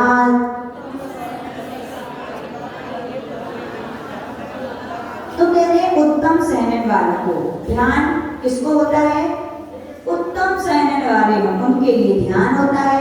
और किसे कहते हैं, कितने समय का होता है, तो अंतर्मुहूर्ता, कितने समय का होता है ध्यान। वास्तविकता में यदि कोई बोलते हैं हम तो 1 घंटे 2 घंटे क्या करते हैं, ध्यान करते हैं, तो आज बोलते कछु नहीं करते, क्योंकि आगम में कहा गया है अंतर्मुहूर्त भी कोई ध्यान कर ले तो उसके लिए केवल ज्ञान हो जाएगा। क्या हो जाएगा, तो ध्यान कितने समय का होता है, उत्कृष्ट यदि कोई अच्छे से ध्यान करे तो कितना होगा उसके लिए, कोई भी ध्यान हो सबका समय कितना है, अंतर्मुहूर्त से ज्यादा कोई ध्यान नहीं होता। तो कह रहे हैं उत्तम सहन वालों को अंतर्मुहूर्त पर्यंत एकाग्र चिंता निरोधो, एकाग्रता से चिंता का निरोध करना, यानी एक विषय में अपने मन को लगा देने का नाम क्या है, ध्यान। ध्यान कब होगा, जब ज्ञान होगा। क्या होगा, दही कब जमेगा, जब दूध होगा। बोले दही जमाना है लेकिन दूध नहीं है, जमेगा क्या। बोले ध्यान करना है लेकिन ज्ञान कछु नहीं होगा, क्या 3 कार्य नहीं होने वाला। आगे लोग कहते थे ज्ञान और ध्यान में इतनी अंतर है। जैसे आप किसी बर्तन की दुकान पे गए, ठीक है ना, और आपके परिवार के किसी ने बोला था कि भैया आपके लिए गिलास लाना है। क्या लाना है, गिलास लाना है। आप बर्तन की दुकान पे जाते हो, शोरूम में सब जमे रहते हैं, आपने देखा ये जग है, ये कटोरी है, ये अमुक अमुक बर्तन है, सबको आपने देखा, और जैसे ही आपको गिलास मिला तो आपकी नजर थम जाती, हमें यही लेना है कि नहीं। तो यानी आपको प्लेट का, कटोरी का, अन्य बर्तनों का ज्ञान था, सबका ज्ञान था, तभी आपके गिलास पर जाकर आपका मन वहां पर एकाग्र हो गया। तो क्या हो गया, उसी का नाम ध्यान। बहुत सारी वस्तुओं को जान करके किसी एक वस्तु में एकाग्र अपने मन के कर देने का नाम क्या है, ध्यान है। ध्यान कितने प्रकार के होते हैं, आर्त रौत धर्म शुक्लानी, आर्त ध्यान, रौत ध्यान, धर्म ध्यान, शुक्ल ध्यान। दुख पीड़ा आदि जो होती है जिसके कारण वो आर्त ध्यान है, क्रूर भाव जिसके कारण होते वो रौत है, धर्म ध्यान धर्म से युक्त जो होता है वो धर्म ध्यान है, और शुक्ल ध्यान शुचि गुण से संबंध रखने वाला क्या है, शुक्ल ध्यान है। शिष्य पूछ रहे भगवान इन ध्यानों में, क्योंकि हम तो मोक्ष मार्गी हैं, हमारे लिए कौन से ध्यान उपयोगी है, तो करें परे मोक्ष हेतु। तो परे यानी कि अंत के 2 ध्यान क्या है, मोक्ष के हेतु। कौन कौन से, धर्म ध्यान और शुक्ल ध्यान। तो सीधा अर्थ निकल जाता है, 2 ध्यान संसार के कारण है, कौन कौन से, आर्त ध्यान और।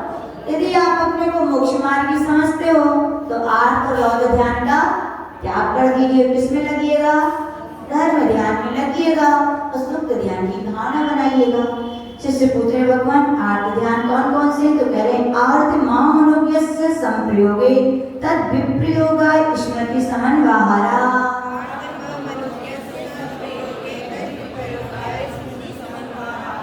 आर्त ध्यान आचार्य भगवान कह रहे हैं अमनोज्ञस्य, क्या, जो आपके लिए पसंद नहीं है, ऐसे संप्रयोगे क्या बोल रहे हैं, आमनोग्यश यानी जो आपको प्रिय नहीं है, ऐसे संप्रयोगे यानी उनके संयोग हो जाने पर, तत् विप्रयोग है उसके वियोग के लिए जो स्मृति समन्वय रहा, यानी बार बार मन में जो चिंतन चलता है उसका नाम क्या, अनिष्ट संयोग अर्थ ध्यान। पहले अर्थ ध्यान का नाम क्या है, अनिष्ट संयोग। अनिष्ट संयोग यानी मान लीजिए दो जन थे, उनका झगड़ा हो गया, वंदना जी विनया जी थी, सुबह हो गई बात कुछ, और दोपहर में क्लास लगी और विनया जी आके बैठ गई। अब देखो वंदना जी स्वाध्याय में मन लगेगा, अब वे अनिष्ट हो गई उनके लिए, आगे क्यों बैठी, जल्दी कब भगेंगे। इसका नाम क्या, अनिष्ट संयोगत आर्त ध्यान। जिसको हम नहीं चाहते थे, जिस व्यक्ति को जिस वस्तु को वो आ जाए और वो कब हमसे हट जाए, ऐसा बार बार सोचने का नाम क्या है। और देखो गृहस्थ लोग इसी में डूबे रहते हैं, डूबे रहते हो कि नहीं, कभी वस्तु तो कभी व्यक्ति लगा ही रहता है, लेकिन अपन को ज्ञान के माध्यम से ऐसा छोड़ना चाहिए। तद विपरीतम मनोज्ञ, इससे विपरीत क्या होता है, इष्ट वियोगज, यानी कि आपके लिए जो प्रिय थे कि कौन थे, मान लीजिए स्मृता जी प्रिय है वंदना जी के लिए, ठीक है ना, अब वो आके बैठी थी, लेकिन विनया जी आ गई तो वे उठ के चली गई, तो इनकी इष्ट थी वो चली गई, उनका उनसे वियोग हो गया, अब वे काय चली गई, जे काय आ गई और वे काय, अब बस वो स्वाध्याय तो अच्छे लोग कह रहे हैं इष्ट के वियोग, कोई वस्तु प्रिय है, कोई व्यक्ति प्रिय, उसके वियोग हो जाने पर बार बार सोचना, क्यों चले गए, क्यों छूट गए, उसका नाम क्या है, इष्ट वियोग। वेदना याश्च, तीसरा अर्थ ध्यान है वेदना, शरीर आदि में कष्ट हो गया, उसी को पकड़े बैठे हैं, थोड़ा हो गया, थोड़ा हो गया, अरे थोड़ा हो गया, अब देखते रहो क्या होगा, कब ठीक हो जाए, कब ठीक हो जाए। तो मंत्र है कि दवाई है, तुम्हारे कहने से ठीक हो, सुन रहा है तुम्हारी क्या ना, तुम्हारे चीखने से चिल्लाने से आओ करने से ठीक होने वाला नहीं है, और ये सोचकर कब ठीक हो जाए। तो आज लोग इन्हीं भावों का नाम क्या है, वेदना, वेदना में ही मन लगा है। सबसे बढ़िया अपने कितने महान महान माता जी महाराज जी हुए, वाहिनी जी का भी सुनाते हैं, पूज्य आचार्य विमल सागर जी का, पूज्य विशुद्धमती माता जी जो एटा वाली हैं, उनका सुनाते हैं, उनका पैर कोई एक्सीडेंट हो गया, पूरा पैर फट गया था, अब टाँके डले, थोड़ी वो सब लगाया जाता है साथ आने के लिए, क्या करें, माता जी बोलती आप तो अपना काम करो, कुछ नहीं लगाया और टाँके लग गए। आचार्य कोई विमल सागर जी महाराज जी को भी बड़ा फोड़ा हो गया था, डॉक्टर ने कहा कैसे ठीक, बोले आपको जो करना है करो। और आचार्य विमल सागर जी आगे घटनाओं में लिखा है कि उन्होंने चंद्रप्रभु भगवान का ध्यान किया, और डॉक्टर को भी आश्चर्य हो रहा था कि ये कैसे सीधे बैठे हैं, तो डॉक्टर जान पूछ के वो सिरिंज वगैरह और छुपा रहा था, लेकिन महाराज धन्य है, उनकी वेदना की अपना ध्यान भी, जब इतने साधु इतना सह सकते तो अपन नहीं सह सकते, थोड़ा सा सिर दर्द में 4 लोगों को सुना लेते, लोग 40 के पास खबर पहुंच जाती, तो नहीं, वेदना के समय अपन को सहना चाहिए, कहना नहीं चाहिए। निदानम च, अगला ध्यान है निदान। निदान यानी कि भोगों की तृष्णा रखना, आगामी समय में भगवान हमने उपास किया, कौन जो उपास कर रहा है, उपास कौन कौन कर रहा है, एकांतर, अरे एक तो किसने किया, एकांत किसने किया, एक किया वंदना, चलो वंदनी भाभी अच्छी बैठी है, वंदना भाभी ने उपास किया और आगे पारणा भी करनी पड़ी, नहीं भगवान की पूजन कर ली, हे भगवान आपकी कृपा से बढ़िया उपास हो गया, बस कुछ नहीं चाहिए, घर जाएं तो वो विभूति है ना, बढ़िया कुछ नहीं, एक गिलास बढ़िया उकावली बना के दे दे बस, और कुछ नहीं चाहिए। क्या किया, बड़ी उपलब्धियों को आपने छोटे में, उकावली तो मिल जाएगी, लेकिन जो पुण्य तुम्हें उपास से मिलना चाहिए था वो मिलेगा क्या, घाटे मिले कि फायदा मिले। तो आते लोग ऐसे ही आगामी भोगों के विषय में इच्छा करने का नाम क्या, निदान। कहते हैं ना, कर्म करते रहो, फल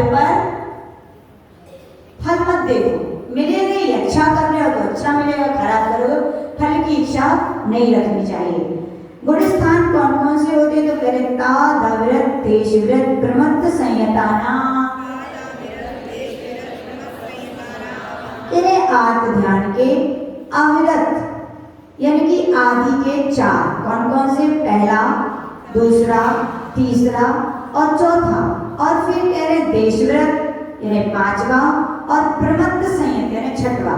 यानी सीधा हो गया पहले गुण स्थान से लेकर 6 गुण स्थानों तक आर्त ध्यान हो सकता है। क्या हो सकता है? आर्त ध्यान हो सकता है, ऐसा जानना चाहिए। रौद्र ध्यान किसको होता है, कैसा होता है? तो बता रहे हैं हिंसा नृतस्ते विषय संरक्षणेभ्यो रौद्र मव्रत देश वृत्तियो।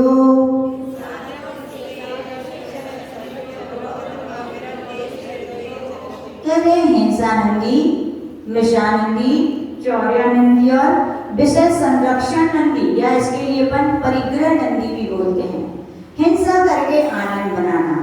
कोई हिंसा होगी तो दुख होना चाहिए, लेकिन लोग खुशी मनाते हैं। अरे वो चीटियां हो गई थी, बढ़िया एक बार लाइन पीली सब गई। क्या कर लिया आपने? हिंसा में आनंद मना लिया। ऐसा अपन को विवेकी श्रावक को तो पहले से सब करो तो चीटियां होंगी नहीं, लेकिन फिर भी यदि करना पड़ा तो दुख होना चाहिए कि मुझे ऐसा करना पड़ा। लेकिन आप तो आनंद मना रहे, चार ऐसा नहीं। झूठ यानी विषानंदी, असत्य बोलने पर आनंद। अरे हमने ऐसा झूठ बोला, ऐसा बुद्धू बनाया, वे तो मेरी बात को समझे नहीं पाए। अरे भैया एक तो झूठ बोला पाप और ऊपर से आनंद। क्या हो गया? रौद्र ध्यान हो गया। निशानंदी, चौर्यानंदी, चोरी करके क्या बनाना? आनंद। हमने तो आज श्रीमान जी की पैंट से ऐसे पैसे निकाले मुझे तो पता ही नहीं चली। अच्छा, इससे पता चलता है आपके श्रीमान जी बड़े बुद्धू हैं कि खून पसीना एक करके कमा के लाए और कोई निकाले में उनको पता ही नहीं चले कि हमारे जेब से पैसे। ऐसे हो सकता है क्या? बोले इसीलिए चोरी भी की और क्या कर लिया? आनंद, खुश हो रहा। अरे खुश मत हो, अरे देखो ये श्रीमान जी आप ही को तो कमावे के लिए खून पसीना ही अच्छे मांग लो और लाई भी इसीलिए कि आपको देना है, ईमानदारी से मांगा। फिर कह रहे परिग्रह। परिग्रह का संग्रह करने ही पाप है, जितनी आवश्यक नहीं उससे ज्यादा भी रखे हो। और क्या? हम जैसे पुण्यात्मा तो कोई दुनिया में नहीं है। पुण्यात्मा हो, संग्रह का नाम पुण्यात्मा नहीं है। जो संग्रह किया उसको दान करने का नाम पुण्यात्मा है। ध्यान रखना, संग्रह करना तो पुण्य का फल है। क्या है? आपके यहाँ जो कुछ है तो पुण्यात्मा हो क्या? वो तो पुण्य का फल हो रहे हो। पुण्यात्मा तो जब कहलाओगे जब आप पुण्य के काम करोगे, जब आपके परिणाम पुण्य के कार्य करने के होंगे। तो ध्यान रखना, पुण्यात्मा एक अलग चीज है और पुण्य का फल अलग है। धर्म ध्यान का यहाँ पर स्वरूप बता रहे हैं कौन कौन से हैं? आज्ञा पाए विपाक संस्थान विचयाय धर्म्यम। 4 प्रकार का धर्म ध्यान है। आज्ञा विचय यानी कि जिनेन्द्र भगवान ने जो कहा है वो सत्य है, वह किसी भी प्रकार से युक्ति आदि से उसका खंडन नहीं किया जा सकता। ऐसा श्रद्धान करने का नाम क्या है? आज्ञा सम्यक है। आचार्य बोलते थे बड़े बड़े ज्ञानी, यानी कि ज्ञानी नहीं कहेंगे, बड़े बड़े अध्ययनशील व्यक्ति अपने आप को मानते हैं, लेकिन तर्क वितर्क करते क्या? सारी बातें तो समझ में आती हैं, लेकिन जब एक बात नहीं गले से उतरत बोले अड़े कहा तो उतर नहीं रहे। अरे जैसी वो बातें जिन्होंने भगवान ने कही, एक बात अलग से कह दी, ये कहोगे तो मैं नहीं पच रही। क्या बोली? भगवान ने तो कहा, सत्य कहा है। अब कोई बीमार हो जाए, दूध पौष्टिक होता है कि नहीं होता? अब कोई कहे कि दूध अच्छी चीज नहीं है, तो कौन कहेगा? जिसको पित्त ज्वर है उसको अच्छा नहीं लगेगा। वास्तव में दूध तो अच्छा है। जिन्हें भगवान की वाणी तो सत्य है, लेकिन आपके अंदर कोई मिथ्यात्व है, हम कहेंगे कि आपको सब बातें तो बच रही है, लेकिन एक चीज नहीं बच रही। तो आचार्य जी कहते हैं ऐसे लोग नहीं कर पाते। लेकिन आड़म ताड़म कछु न जाड़म सेठ वचन प्रमाणम। तुमने तो ये भी नहीं कहा जिनेन्द्र भगवान ने कहा कि जनवाणी ने कहा कि महाराजों ने कहा, वो तो कह रहा है सेठ ने, जिनेन्द्र भक्त, जिनेन्द्र भगवान का भक्त सेठ है, उसके लिए भी प्रमाण लिए तो देखो तर गए वे, अंजन से निरंजन हो गए, कैलाश पर्वत से मोक्ष चले गए। राजेश जी बोलते थे शंका करने वाले लोग नीचे जाते हैं। तो आज्ञा संयम भी जीवन में होनी चाहिए। फिर कह रहे हैं अपाय विजय धर्म ध्यान, सब संसारी जीवों के विषय में शुभ भाव रखना, उनके कष्ट दूर हों। हमें इतनी शक्ति आए कि हम सबका कल्याण, आचार्य जी हमेशा बोलते थे मेरा बस नहीं चलता तो मैं सब जीवों को ऐसे दोनों हाथों पे उठाऊं, सिद्धालय में जाके रख दूं एक बार। बस नहीं है, लेकिन भावनाएं तो है, यही भावनाएं तो तीर्थंकर प्रकृति का बंध कराती हैं। सब जीवों के कल्याण की भावना ने क्या अपाय धर्म ध्यान, विपाक धर्म ध्यान, स्वान नहीं सहवृत्ति रखना। क्या रखना? किसी को दोष नहीं देना। किसको दोष देना? स्वयं के कर्मों के फल हैं, स्वयं किए थे तो आज भोग रहे। किसी ने हमारा कुछ नहीं किया, हमारे साथ अच्छा हो रहा है तो भी हमने अच्छा किया था इसलिए हो रहा है, और बुरा मिल रहा है तो हमने बुरा। सीधा ऐसे कर्मों के फल में स्वान नहीं, क्या बनना? सहवृत्ति रखना। संस्थान विजय, लोक के आकार आदि का चिंतन करना क्या है? संस्थान है। फिर यहाँ पर इनके स्वामी कौन हो? यहाँ तो पता है चौथे गुण स्थान, सातवें गुण स्थान, ठीक है। फिर शुक्ल ध्यान कौन कौन से होते हैं? तो यहाँ पर कह शुक्ल ध्यान के स्वामी कौन है? शुक्ल चाद्य पूर्विदा, शुक्ल चाद्य पूर्विदा। प्रथम जो शुक्ल ध्यान है उनके स्वामी कौन होते हैं? बोले श्रुत केवली। कौन होते हैं? जिन्हें अभी केवल ज्ञान नहीं हुआ। लेकिन याद रखना दोनों केवली हैं, लेकिन दोनों में अंतर इतना है, एक के ज्ञान है वो छायक है और इनका ज्ञान अभी क्या है? क्षारोपशमिक है। केवली दोनों में, लेकिन अभी एक को केवल ज्ञान हुआ है और एक को केवल ज्ञान हुआ नहीं है। एक जो जितना भी है प्रत्यक्ष रूप से जान है अपने केवल के द्वारा, और श्रुत केवली जो भगवान ने कहा है उसको श्रुत के द्वारा उतना ही परोक्ष में जानते। इसलिए वो किनके लिए होते हैं ये दो शुक्ल ध्यान? श्रुत केवली के लिए। फिर शिष्य पूछ रहा है अंतिम के दो शुक्ल ध्यान किनको होते? परे केवलिना। अंतिम के दो शुक्ल ध्यान होते किसको होते हैं? केवली यानी सहयोग केवली, और पहला तीसरा होगा वो सहयोग केवली को होगा और चौथा होगा वो अयोग केवली के लिए होगा। शिष्य पूछते हैं भगवान कौन से होते हैं वो? तो कह रहे हैं प्रथम त्वैकत्व वितर्क सूक्ष्म क्रिया प्रतिपाती व्युत्परित क्रिया निवर्तिनी।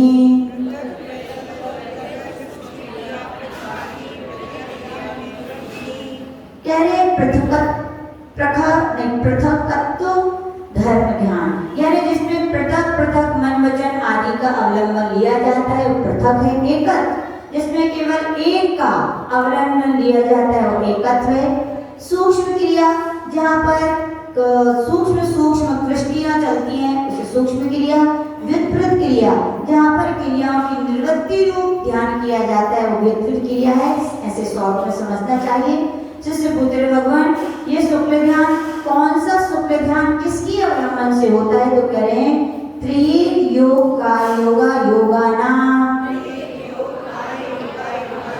तो आचार्य भगवान कह रहे हैं शुक्ल ध्यान, पहला शुक्ल ध्यान है उसमें तीनों योग हो सकते हैं। कौन कौन से? मन भी हो सकता है, वचन भी और काय भी। फिर दूसरा है उसमें केवल त्रियोग एक, तीनों में से कोई एक रहेगा, या तो मन रहेगा या वचन या काय। फिर जो तीसरा है उसमें कह रहे केवल एक काय योग रहेगा। क्या रहेगा? काय योग। और चौथा है अयोग, तो उसमें कोई भी योग नहीं रहेगा। ऐसा जानना चाहिए। आदि के शुक्ल ध्यानों की विशेषता बता रहे हैं। तो एकाश्रय शावितर्क विचारे पूर्वे,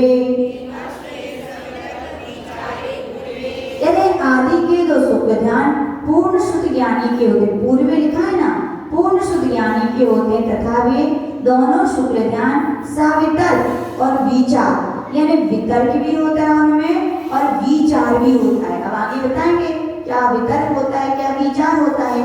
तो शिष्य पूछ रहे भगवान तो अब किसको होता है अविचार और किसको विचार होता है? तो कह रहे हैं एकत्व वितर्क नहीं, अविचारम द्वितीयम। कहने का तात्पर्य दूसरा जो एकत्व वितर्क नामक शुक्ल ध्यान होता है वो विचार से रहित होता है। ठीक है ना। अब शिष्य पूछ रहे वितर्क किसे कहते हैं? तो करें वितर्काश्रुतम। विशेष रूप से तर्क को वितर्क कहते हैं अथवा श्रुति ज्ञान को वितर्क कहते हैं। श्रुति ज्ञान की जो भी अंतर जलप्रु जो महराजों का ज्ञान चलता रहता है उसे क्या कहते हैं? वितर्क कहते हैं। विचार किसे कहते हैं? तो कह रहे विचारोर्थ व्यंजन योग संक्रांति, यानी कि जो प्रथम तो जो पहला सूत्र ध्यान था विचार से सहित था। तो विचार क्या होता है? तो बता रहे अर्थ में, व्यंजन में, योगों में, संक्रांति यानी पलटना जो चलता है। अर्थ यानी ध्यान की योग, द्रव्य और पर्याय, कभी महाराज जी द्रव्य का अवलंबन लेते तो कभी पर्याय का लेते हैं। व्यंजन वचन आदि का अवलंबन लेते हैं। योग कभी मन का अवलंबन, कभी वचन का, कभी काय का, और इनका परिवर्तन होता रहता है। पहले शुक्ल ध्यान में इन तीनों चीजों का परिवर्तन होता रहता है, लेकिन दूसरे वाले में क्या होता है? इनका परिवर्तन नहीं होता है क्योंकि अविचार होता है, द्वितीय। ठीक है ना? शिष्य पूछ रहे भगवान कर्मों की निर्जरा कैसे कैसे होती है? तो कह रहे हैं सम्यक दृष्टि श्रावक वीरतानित्य वियोजक दर्शन मोह छको शंको शान मोह छपक क्षीण मोह जिना क्रमशो संख्ये गुण निर्जरा।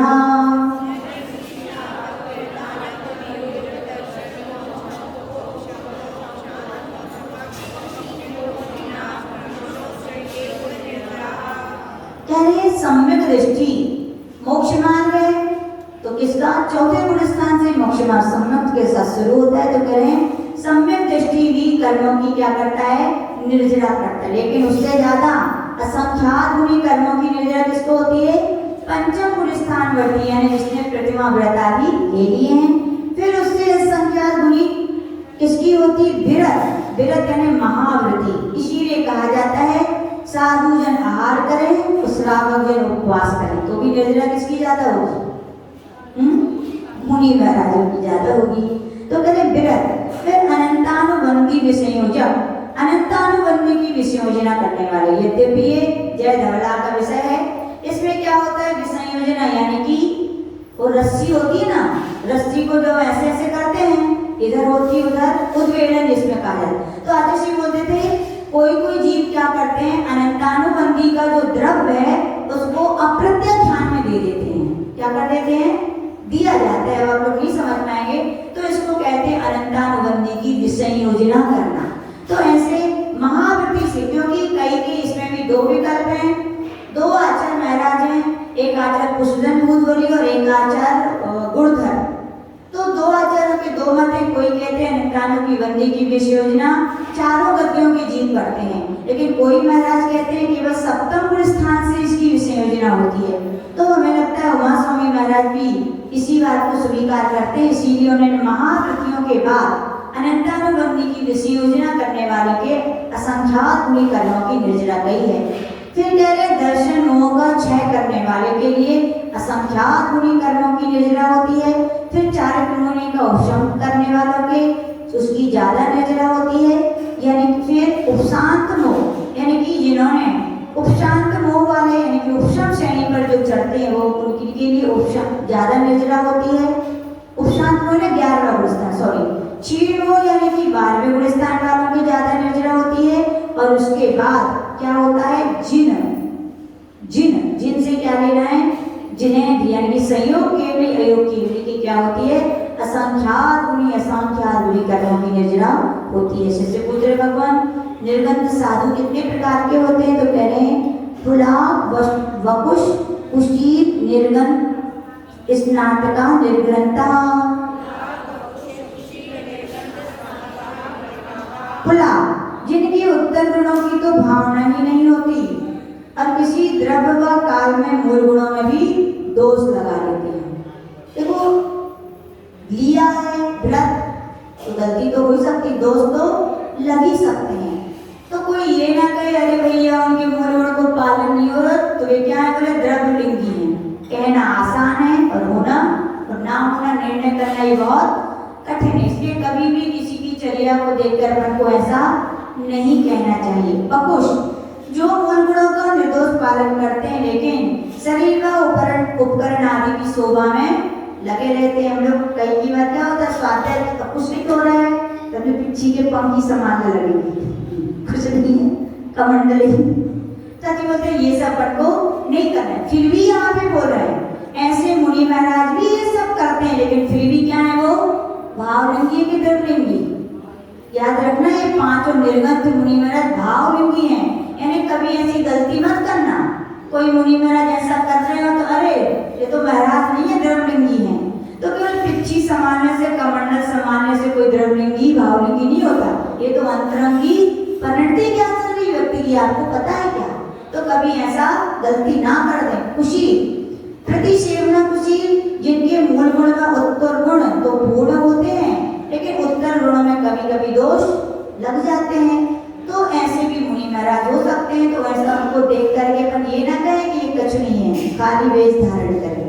कसाय कुशी जिन्होंने अन्य कसायों के हृदय को तो शांत कर दिया है, लेकिन संजलन कसाय के हृदय से उनको गुस्सा, ऐसा नहीं कि मुनि महाराज गुस्सा आती है, लेकिन आप लोग ऐसी नहीं आती। कैसी आती है? पानी की लकीर की तरह, यहाँ आई और वहां गई।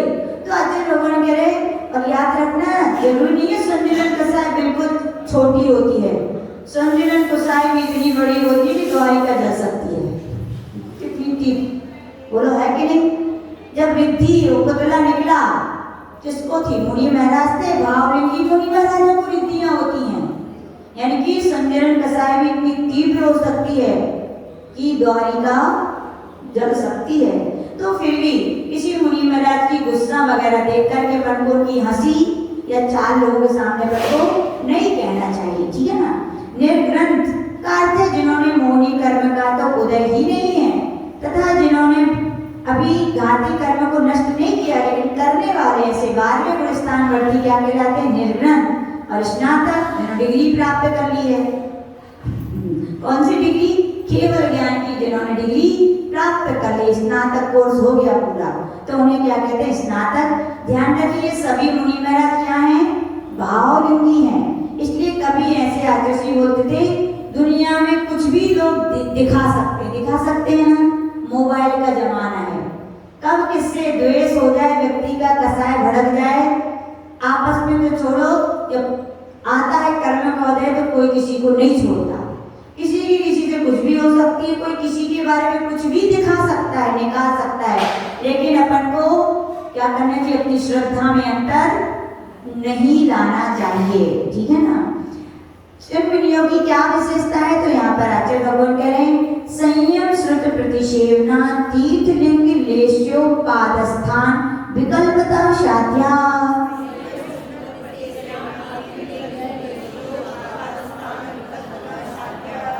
पांच प्रकार के जो मुनि कहे हैं उनमें अंतर हो सकता है, लेकिन किसकी अपेक्षा से अंतर? तो यहाँ पे कहा गया संयम की अपेक्षा से।